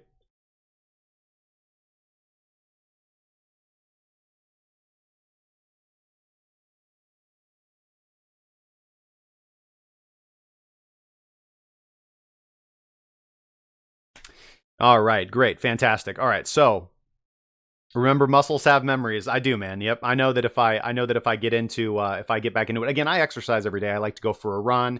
I like to do just a little bit of bench. I like to squat, man.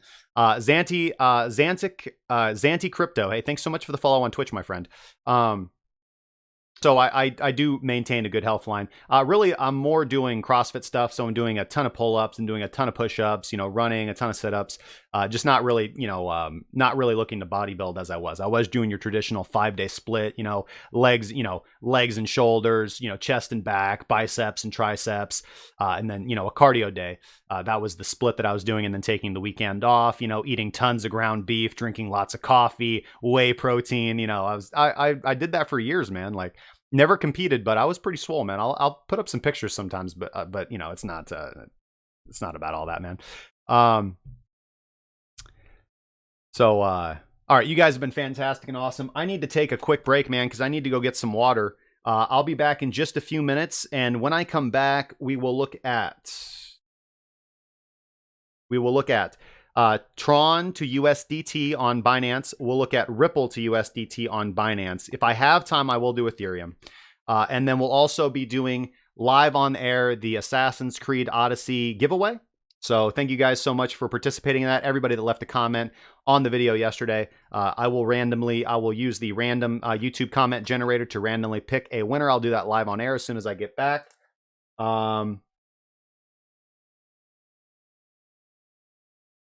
anything else fun I can think of. So you guys have been fantastic and awesome. I will be right back. Don't leave your seats, guys. We're coming back.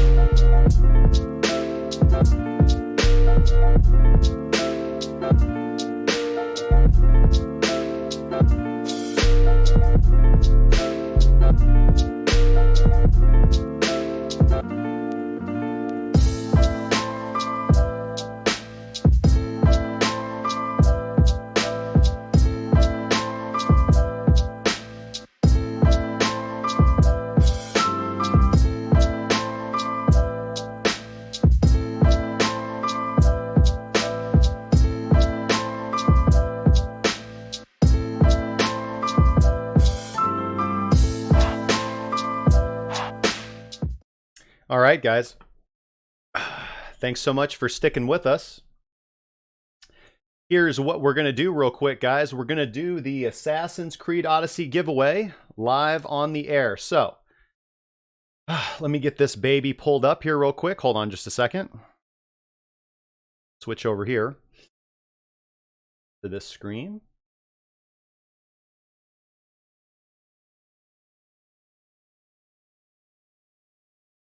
All right. Open up a new tab, and let me see where I was doing this at.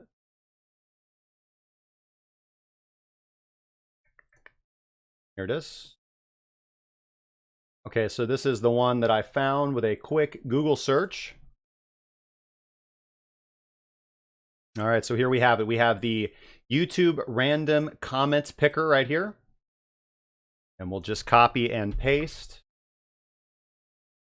the URL from yesterday's video. We'll load the comments here. All right, so we have 6 potential winners. Let's see here. All right, guys, drum roll, please. We'll hit the randomly pick winner.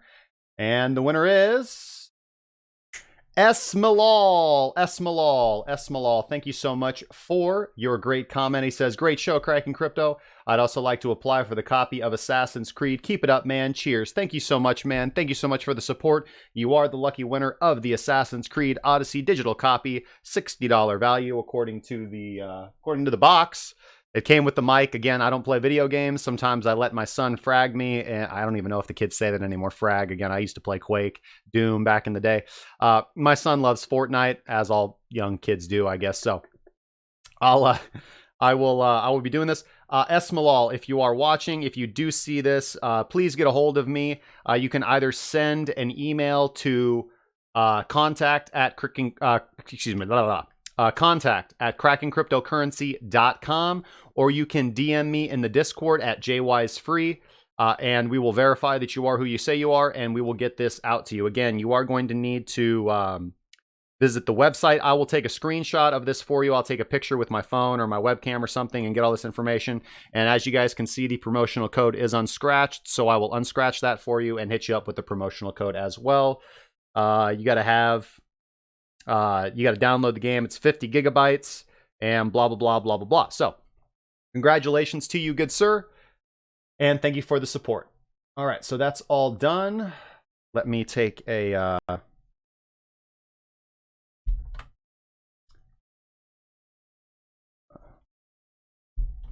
screenshot of that real quick so I don't forget. Okay. Excellent, fantastic, and awesome. Let's go back over to the charts. Let me pull open the chat, see what I missed. Oh, hey, you're here, man. My son will love it. Hey, awesome, man. Congratulations. I'm sure he will. So yeah, just send us an email, man. With your I probably think the best way to go about doing it is if uh if you can send a I'll work with you, man. I mean, I don't think a lot of people are trying to cheat the system. I just want to make sure that it gets to you, man. So if you can take like a screenshot or something of like your YouTube panel where it shows that you're logged in as this name, and then include that in the email, and then just tell us, what email you want me to send the information to. That will help out. Otherwise, just get a hold of us, man. We'll figure it out, dude. We'll figure it out, bro. I got you, man. All right. So congratulations. And let's see here. Somebody's going to clip that and steal the code, Justin. No, it's unscratched, man. It's unscratched, bro.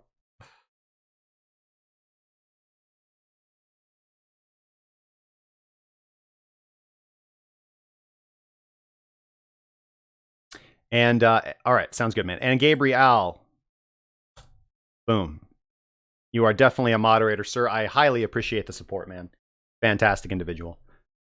Okay, I did say that we would now be doing our requests, so let's get into that. I'm going to add this puppy to the watch list. So we have TRX USDT.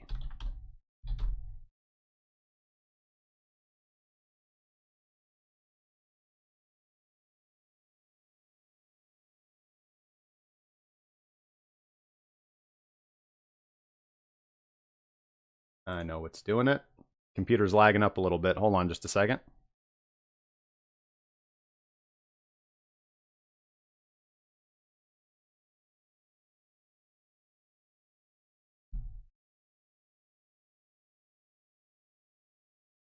There we go. That should ease things up a little bit. Yep, there we go. Because I have, you have to turn hardware acceleration off to be able to capture Brave browser, which is the browser that I use, browser of choice for me. Unfortunately, it does make my website load slow. So Scott did a fantastic job on that. If you guys have hardware acceleration turned on, loads smooth as butter. So let's look at TRX USDT. Again, we're looking at the daily chart. So let's see here. The last area that I was looking for a potential entry was this resistance turn support, managing risk at this level right here. We now have come down and bounced around. Let's see here, right here. Actually, this should have been green from the last time I looked at Tron. Yep, we did come down. We had generated this support level right here, this horizontal level of support that was also tested as resistance, coming a key area in my eyes. Again, you could also use average true range to calculate out what your actual metrics would want to be for that. Again, I do want to give a big shout out. I won't mention your name on stream as that has been recommended because I don't want to get you overloaded with requests.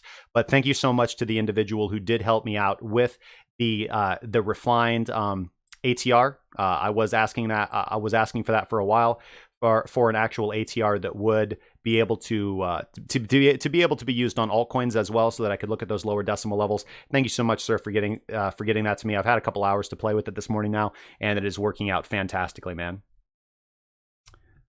Gabriel says, I am moderately excited. Oh, man.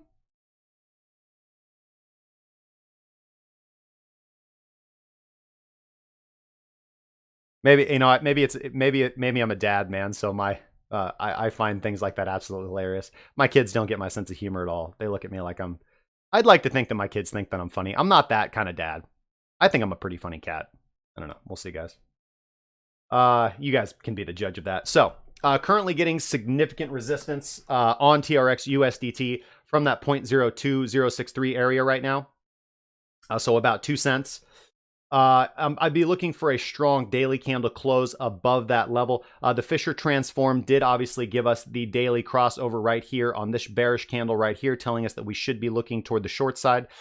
However, price is above, the Fisher transform is above the zero line, meaning that it is in the positive aspect of its wave cycle right now. So as we can see, we're getting a little bit of price contraction as price is kind of teetering out right here. I'd be looking for that bullish crossover and a daily close above 2 cents.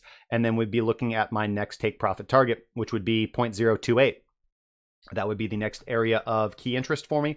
Let's throw on the volume profile. All right, so price is trading underneath the point of control. So that is in and of itself bearish. We do have a slog of high volume nodes to get over on our path here. Ultimately, what Tron is doing right now is that it had an area of accumulation. Excuse me. It had an area of consolidation. This is all consolidation and an indicative of a range-bound market where price is trading below the point of control, above the point of control, below, above, below, below.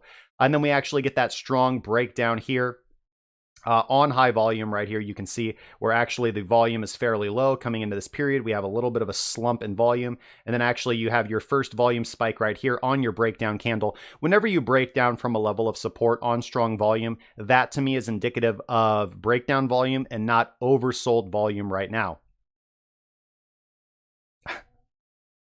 Gabriel says, my kids are 20 and 23 now. They used to groan at my puns, but now they make their own. Hey, man, time heals all wounds, man. It's something that comes with time. The older you get, the funnier stuff becomes. And now I look at, Jay Constant, Bitcoin Fund Manager has another bullish video. It's all head and shoulders. Let me tell you, man, I haven't watched any of his videos. Some people have sent me his stuff. I am not in the habit of saying negative things about anybody. I think it's wonderful and fantastic that we have platforms like YouTube and Twitch, where people can go kind of go out and make a name for themselves and share their knowledge and wisdom and experience. I don't know anything about the individual, this Bitcoin fund manager.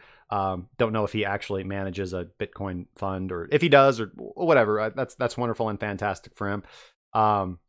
So again, not going to say anything negative about him whatsoever. He might be just kind of like the same with Da Vinci. Like I've had a couple people like that tweeting at me and sending me some DMs saying like, hey, did you know the crypto oracle Da Vinci just predicted a 2-year bear market? I don't listen to oracles, guys. I don't listen to oracles. I just I'm a technician. So I look at the technicals of the chart. S. Malal says he's a fraud. U.S. authorities are actually hunting him. Damn. Shady business. Well, you guys got to be careful about what kind of advice you take. I don't, this is not a PSA on me, but I don't do drugs. I don't engage in illegal activity. I pay my taxes. I don't drink. Not like I'm a teetotaler or anything, but I'm just saying like I'm not a drinker. You know what I mean? I have had and will have a drink, but he watches the 1 minute chart all day for you for only 10 Bitcoins. For only 10 Bitcoins. Meanwhile, we're over here. The channel is free. Oh, thanks, guys. I appreciate that. If that information is actually correct, man. Yeah, I'd like to see that link, man. Throw that up. Crypto Austin. Not familiar with that guy either. I know the YouTubers that I know, like not like but Bitcoin Trading Challenge. I know Bennett. I talked to Bennett. Let's see here. I'm familiar with Crown. I've never spoken with him. I think he has a good channel. Let's see who else is kind of a good YouTuber in my opinion. Crypto Cred is good. He's got some great videos. See here. And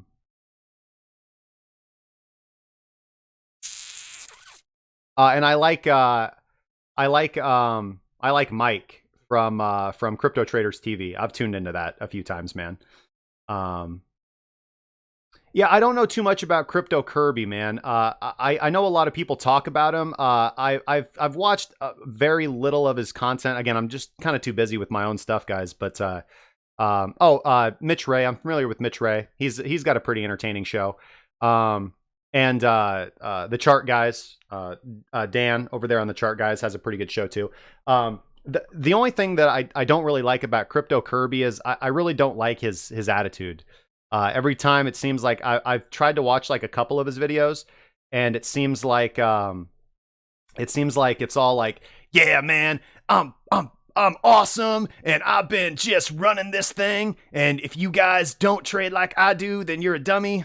I mean, I don't want to like cast shade on the guy. Like he might be like an actual like really terrific guy. So I don't know, but that's just the vibe that I've gotten from a few of his videos, and that's not really my thing. And I'm not familiar with Crypto Lark or KFN at all, guys. Mitre, the ginger of crypto, man. Hey, I got no problem with gingers, man. I think they do have souls. All right, so getting back into TRX USDT, I'm sorry here. So a few things that I'd like to see. I can't take Kirby's finger snapping and table pounding anymore, like he's trying to program my brain. Yeah, using that that linguistics. Tone Vase, obviously. I'm familiar with Tone Vase, man. NLP, yeah, neuro-linguistic programming, yep. Yeah, Tone Vase is, you know, I like Tone Vase's show for Jimmy Song, and I think that Tone Vase is pretty knowledgeable, obviously, when it comes to traditional markets and overall market psychology and market cycle. I'm not a huge fan of Tone Vase's technical analysis, honestly. But I, as a person and as an intelligent person, I think he's done really good stuff for the YouTube community too, because he does have a lot of knowledge about traditional markets also as well. So, not sure I'm sold on his technical analysis, but if you guys want to pay $1,000 for an indicator that again, I'm not going to do that, man. I don't cast shade. I hate doing that. I'm not going to do that.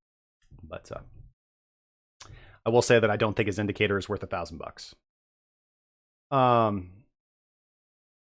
Okay, so TRX USDT, you are currently trading below the point of control of the previous distribution area. Okay, now you have made it back up into the boundaries of that distribution area. Here you can see here the lows of that actual ranging market cycle right here. You did break down from those areas right here. You did get strong volume from your initial support that you had put in right here. You were looking for a potential double play of support right at this level, right at the point of control, actually. You ended up breaking down from it, which should have told you to be out of any bullish trade at that point in time. You get a special confirmation here when you do get a massive volume spike, breaking down from your previous supports as well. And then let's take a look at volume. I actually do want to see. And then, yeah, you don't actually see strong capitulation, but you do see an indecision candle. You do see a weak bearish candle, and then you do see a nice hammer candle on some decent volume, and then you get this nice pump movement back upwards, and then support off your previous resistance area of that zone. Also, your point of control if you zoom price in right here. So the way that I would be looking to play TRX USDT is obviously keeping your eye on the bigger pictures. I do agree with the commenter who said that most altcoins will probably follow Ethereum. I think that they will follow. I think that they'll follow Bitcoin in the same aspect and sense too. Let's go into let's just look at Ethereum real quick. I don't want to do a technical analysis of it really, but.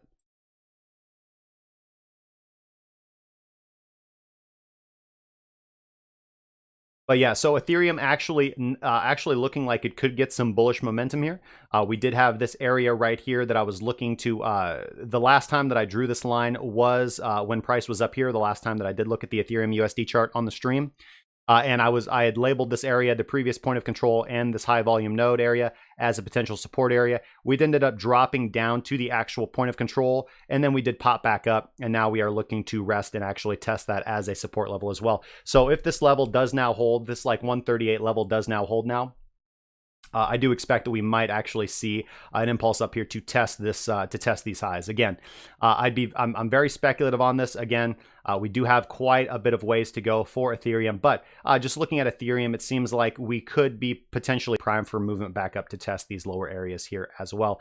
However, if Bitcoin does shit the bed here, as I expect that it probably will, unless we're able to close convincingly above these levels that I was talking about earlier. And this area does act as my shark pool, as my entry for my shorts, then Ethereum probably won't get that rally. It would be very unnatural to actually see Ethereum rally while Bitcoin is going down. It could happen. These things have happened before.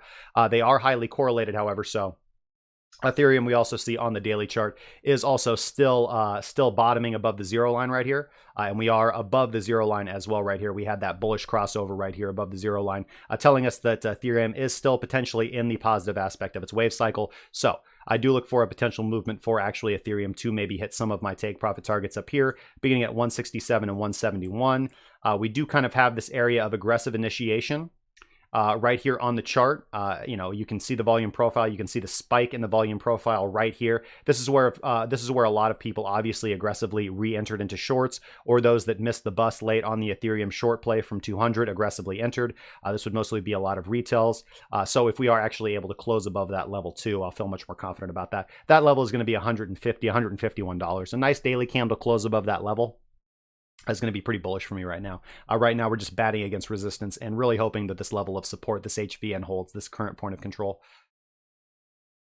So getting back into TRX USDT, so kind of following Ethereum to look for which direction it's going to go, as well as Bitcoin also. So TRX USDT, I am tentatively optimistic about this play as well. I think if we do end up closing, if we do actually break down from this level and get see, we've already tested this support now once. We could probably get a second play off of it. I just wait and see. I would like to wait and see what happens as we come back to that 0.017, looking at USDT price on Tron. If we're actually able to close below that, I doubt that these levels will hold up again. You can look for a speculative bounce, or you can really, the way that you can play this is if you want to look for a speculative entry in these areas on Tron, again, you're looking at a 10% differentiation, so I don't really like the way that that plays. I would more prefer to go down.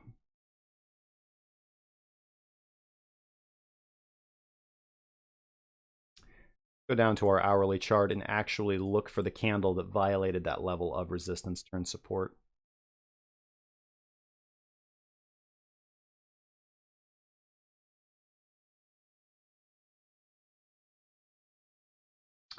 It's going to be this candle right here.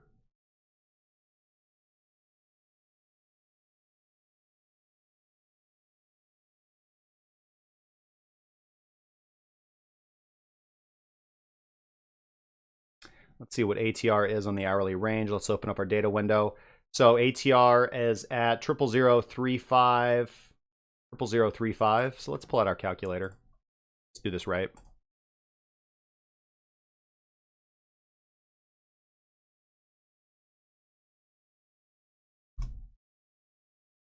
Sorry, hold on. 0.000. So all I'm taking is I'm taking average true range 0.035. And I'm going to use 2.5 to get 0.00875. So we'll take 0.00875 minus our support level. So 0.0175 minus 0.00875 gives you 0.016625. 0.016625.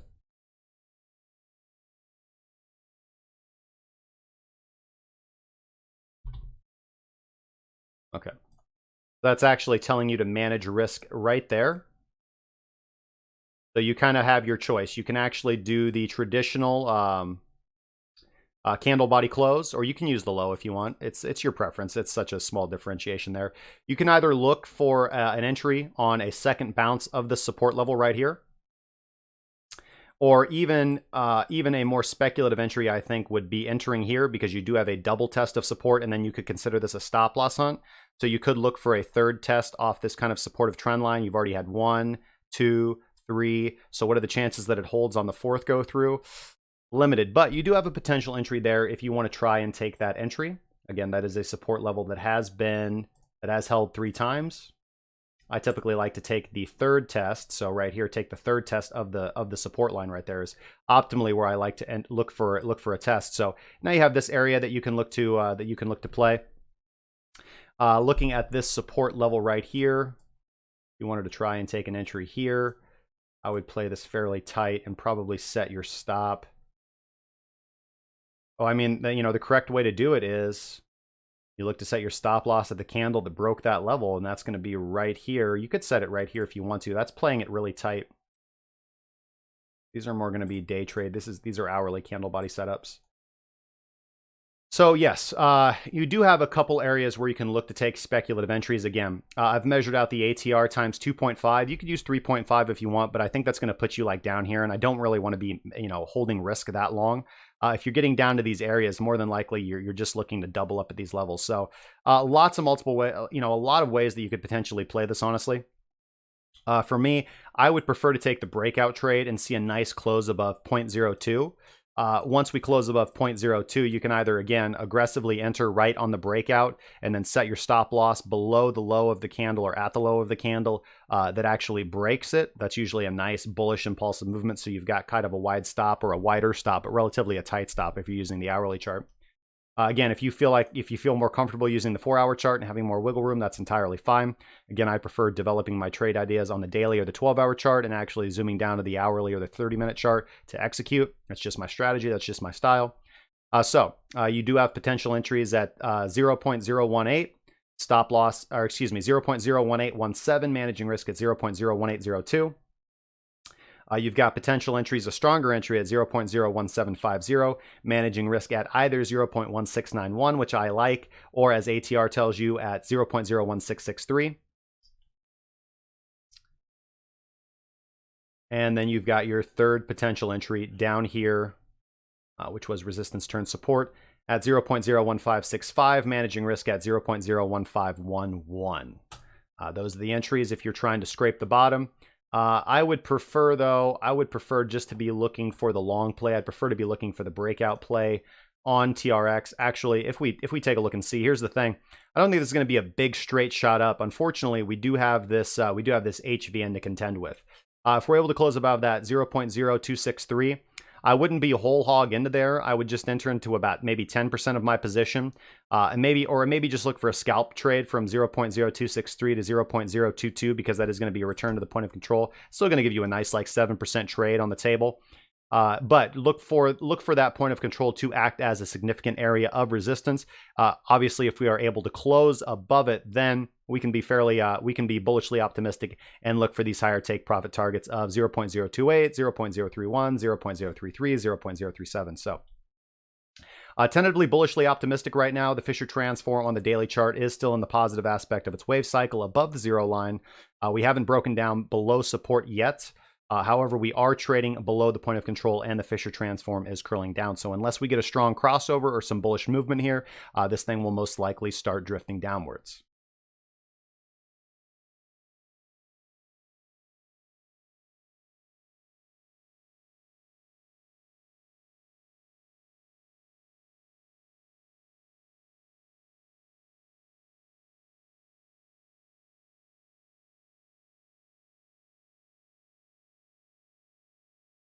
Hey, S. Malal, thank you so much for posting that article, man. I'll check it out.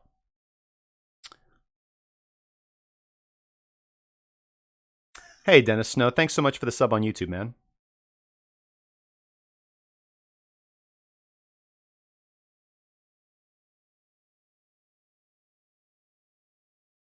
Lord Darth Star, man, you're funny, bro.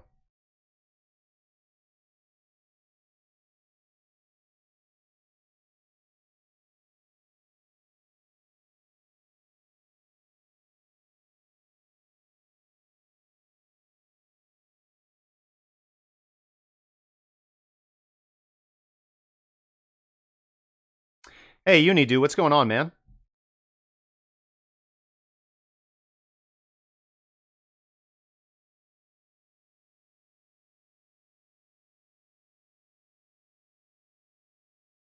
Malicious upload says, let's go, the pressure is mounting.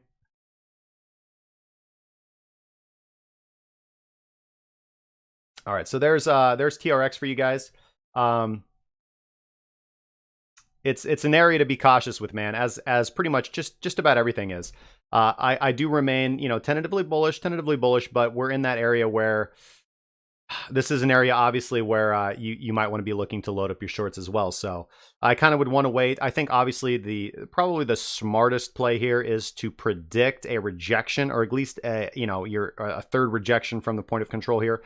We do need to see, some significant closes above it to tell us that we are going to be back in this high volume node ranging market cycle again. and then we've got our upward targets to contend with, and we can kind of evaluate when we get there. But for right now, just looking at this in the simplest way, we got to get over this point of control first. But price does like to return to the point of control, so you did have that trade on the table here, especially once you broke back above the low of your previous down big thrust downwards, and broke above previous resistance as well after an attempted rally back upwards. All right, so let's go over to XRP.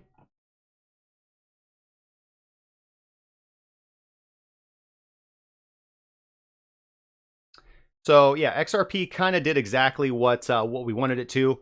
Again, I want to give a big shout out to Alex and all the other analysts that have been helping, mostly Alex, for a that helped call some fantastic XRP trades. So yeah, XRP did basically what I thought it was going to do. We did call this bullish movement upwards, and we're able to play this on spot price on Binance. We actually called the XRP to BTC pairing, and then we also played XRP Z18 and XRP H19, I believe, and took that to the upside. Now, XRP wicked right up into my area of my resistance order block area right here, up to the point of control, an area where I did want to be entering into a short from, and got massive rejection from there again. Finding a little bit of support after a brief wick down below the supportive area, but you guys did ask for XRP USDT on Binance, so let's go take a look at that bad boy. So XRP USDT did not actually wick up as high as my short area right here. It did respond to price very nicely on Bitfinex, but on Binance did not actually make it up that high for my sell target right there. So let's look at this with a little bit of fresh eyes.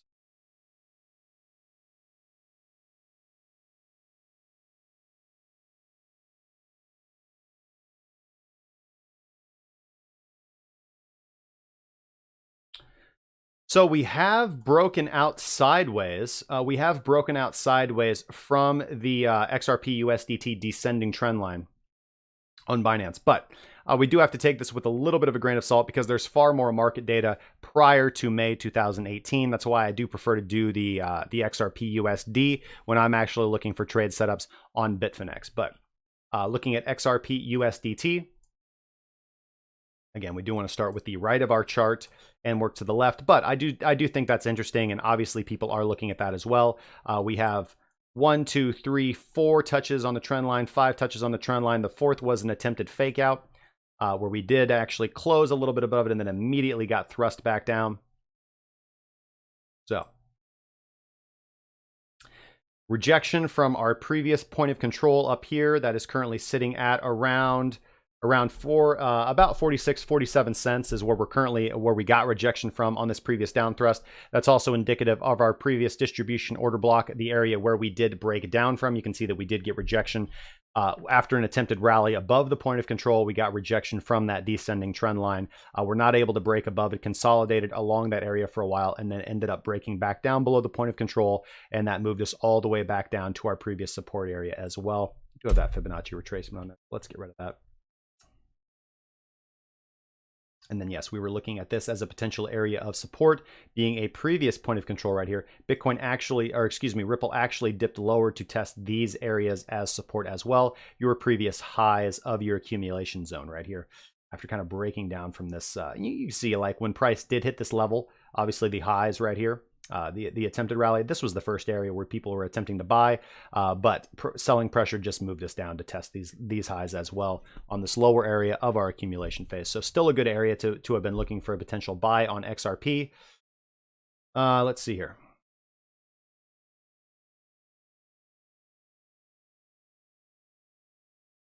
So let's look where obviously we have to zoom in just a little bit to get the local point of control. Okay, excellent.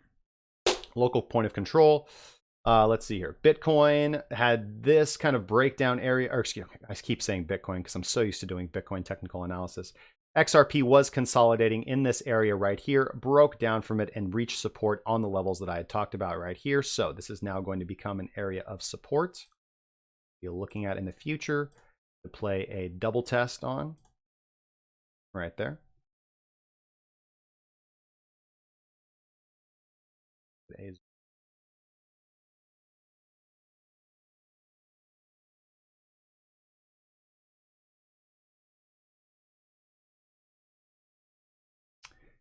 So after breaking down past the first area that I thought would likely act as support, which was this previous point of control,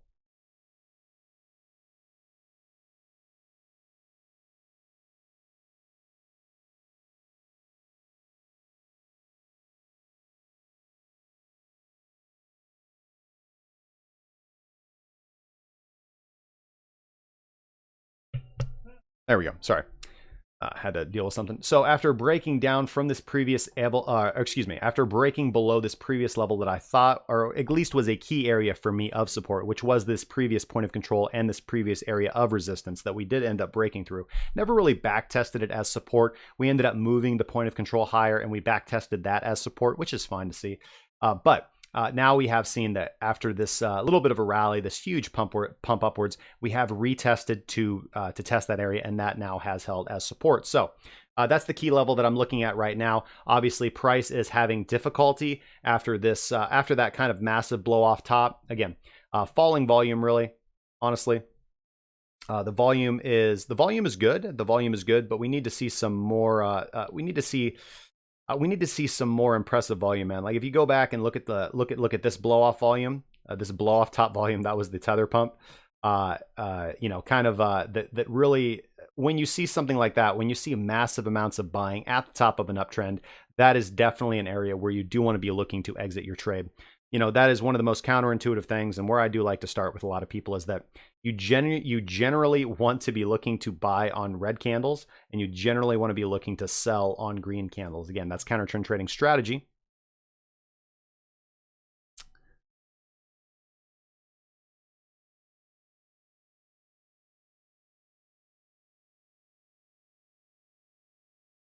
John, they're stopping.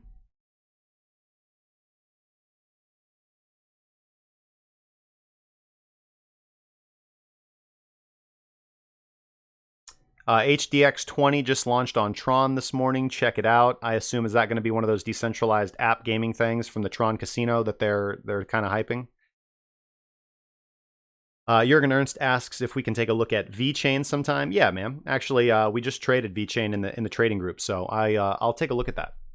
Not today because I'm running out of time. I'm actually past my broadcasting time, so I do want to wrap up XRP here for just what I'm looking at. So right now, we are kind of at an interesting area for XRP. Looking at the Fisher transform, we do see that we're right on that precipice of crossing down into bearish territory. We also are experiencing rejection from the point of control right now. So this is weekend volume, so I put little weight on this. I will wait to see what we do on Monday. This doesn't look like the area where I would optimally want to be short from. I would prefer to see, you know, if we are going to significantly go down from this area, I'd prefer to see a secondary stop loss hunt back up into these areas after a big plunge down like this. Again, we did get a nice 10% bullish candle off of this support level right here. But if I did want to take this to the downside, I would like to see a wick up to that, like almost like maybe not quite 0.04, but at least into this LVN territory right here. That's where I would strategically have stops or short orders placed. I'd probably be managing risk if I were going to trade XRP. Somewhere in this area above this little spike on the volume profile right here would be a good area to set your support. Again, you know, I would not be comfortable setting my stop up there, and I feel like setting your stop at the close of this candle is probably too risky, honestly. So I just want to wait and see what XRP does. If we're able to close strongly, Mobius 378, thank you so much for the follow on Twitch, my friend.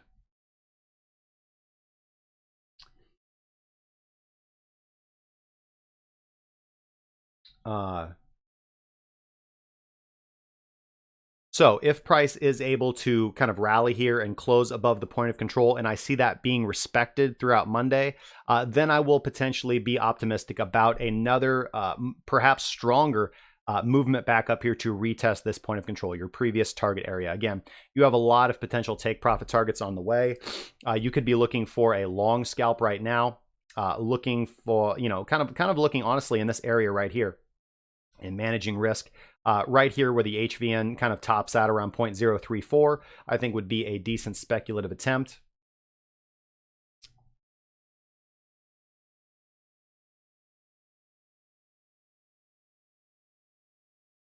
Kind of looking at this. kind of looking at this rally candle as support right here. Boom, you can see that candle right there where we do have a break in market structure. Kind of an so that's an equilibrium. That's an equilibrium daily candlestick right there. An area that has not acted as support right here. We had one test, broke back down through, broke above it, and now it looks like that area might hold as support again. So not the worst area to potentially look for a speculative entry. You could be managing risk again right here at the low of this candlestick right here.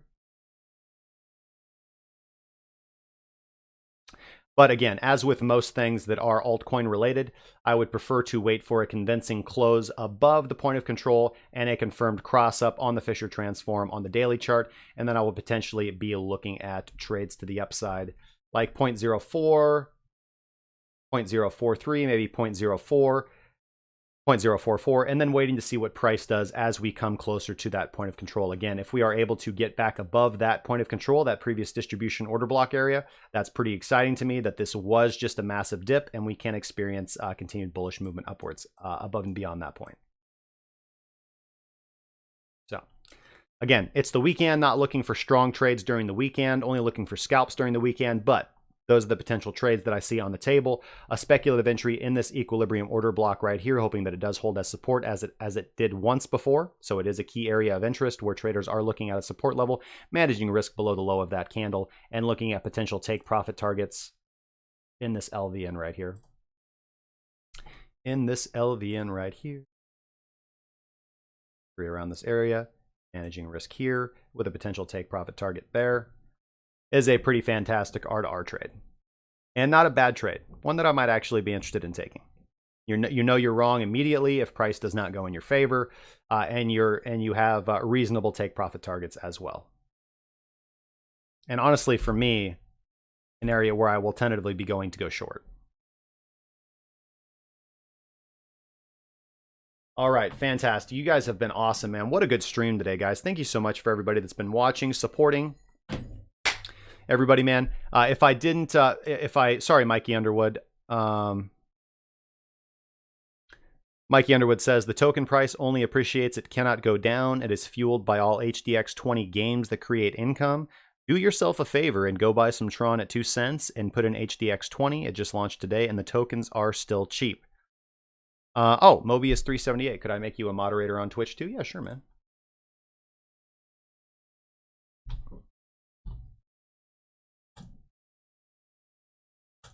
Done.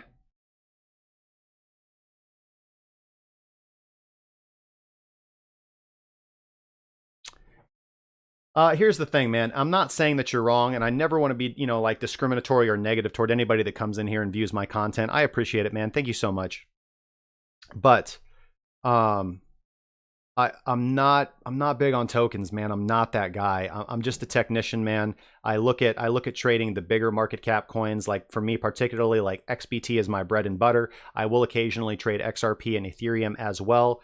That's why I have brought other analysts on the team that specialize in, or prefer those are their bread and butters. Looking at some of those higher cap altcoins. BitMEX is kind of our playground. I do trade on Binance, but I wouldn't say rarely. I trade on Binance quite frequently, honestly, when I do see good altcoin plays based on the signals and systems that I have set up.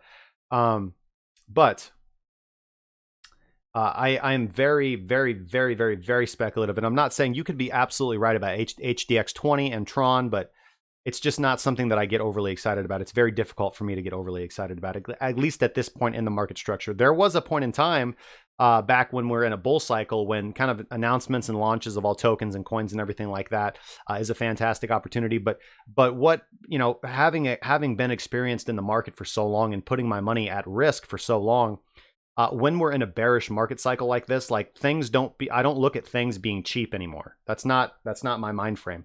I'm not overly excited because the price is low that I now think it's cheap.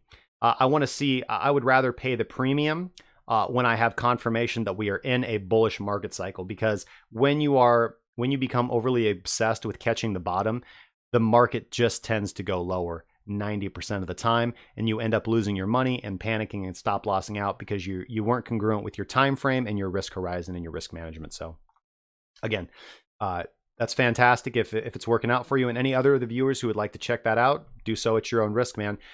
Just not something that I get super overly excited about, guys. So All right, guys, you guys are fantastic and awesome. I want to thank Jurgen Ernst, Mobius378, Mr. Decipher X, Gabriel. Shoot, I feel like a piece of crap, man. I know I feel like I'm missing moderators. Malicious Upload. Esmalal, shout out to you for winning the Assassin's Creed Odyssey video game, man. You guys are all fantastic and awesome, man. Thank you so much for supporting the stream, for supporting the show. I am going to record the next segment because I do have to say it pretty much all the time, but I do have to do it manually for now. So let's get into this, guys. If you guys would like to support the stream, of course, you guys can hit that subscribe button and the thumbs up. We do highly appreciate it. If you would like to come over and follow us on Twitch at twitch.tv/crackingcrypto, we obviously would highly appreciate that. If you also give us a subscription on Twitch, it does help keep the lights on here and improve the stream, and you guys would be wonderfully fantastic. You guys would be very much appreciated if you guys were to do that. Again, I thank you so much for doing that. If you guys would like to support the show in a more substantial way, you guys can head on over to crackingcryptocurrency.com, the most fantastic website on the internet. Hickson Fish, thanks so much for that sub on YouTube, man. Thank you very much. If you guys want to head on over to crackingcryptocurrency.com and check out the merch store, guys, again, let me show you the greatest of beverage vessels of all time, guys. You go over to accessories, mugs, and drinkware, and I'll show you my baby. It's right here, the Cracking Cryptocurrency HODL coffee mug. I drink my coffee out of this every morning, and the scientific studies that I have received back from the Food and Drug Administration do say that drinking your morning coffee out of this cup will make you 85% more successful in your trading and 95% more attracted to the opposite sex or the same sex. Hey, whatever you guys are into, no judgments here. It's all good, guys. So it's hard to argue with science, man. It's hard to argue with science. So obviously we do get a small kickback from the sale of the merch. If you guys do want to support the stream, we highly appreciate that if you go over there and pick out something of your liking. Again, January 1st is coming around the corner, guys. Get something for the person that you love. If you guys would like to improve your trading skills, please check out the information that we have about our premium trading group. As a subscriber, you will get access to the private Discord. You will get access to the Members Lounge private chat room, the VIP day trading voice chat channel. You would also get access to all not just mine, but the other analysts on Team Cracking Cryptocurrency, access to all their trade signals and setups. You will get access to our webinar course series, which we do every week. Again, we weren't able to do it last night. We're going to be doing this week's session tonight. We will be covering risk management and position sizing, step 2. So more advanced risk management. You will get access to that course series, which is designed to help start you out with the right foundation as a trader. Less of an emphasis on indicators, more of an emphasis on technical understanding of money management and understanding that equity curve should be your metric of actually evaluating how successful you're being in trading. You would also get access to our resource library, which has gigabytes worth of information, PDFs, books, full web courses, full trading courses, full technical analysis courses, complete with workbooks, everything you guys could imagine on there. If you guys make requests, I commonly go out and buy whatever the members want me to and add it to the course as well, or excuse me, add it to the resource library as well. Just compiling all the data that I've received over the last 10 years in trading and pretty much reading everything I could get my hands on. You'll also get access to our live tracking trade sheet, be able to view this live 24/7, and you would also get access to your own customizable trade journal as well to help you out on your journey to trading excellence. So currently, the sale is only for the next 2 days, guys. The sale ends at December on January 1st. So it is currently $80 for a monthly subscription right now. Once January 1st rolls around, we will revert back to our regular prices, guys. So hope to see you in there. The trading group has been growing quite exponentially over the last few months, and I want to give a big shout out to all the premium trading group members. You guys are fantastic, and I appreciate every day that I can wake up, come in here, and day trade with you guys. You guys are awesome. So that's all for me. I've been Justin Wise for Cracking Cryptocurrency. I will be here tomorrow morning at 11 a.m. Central Standard Time, noon on the Eastern Seaboard to break down the markets again for you guys. Until then, trade safe, and as always, guys, peace out.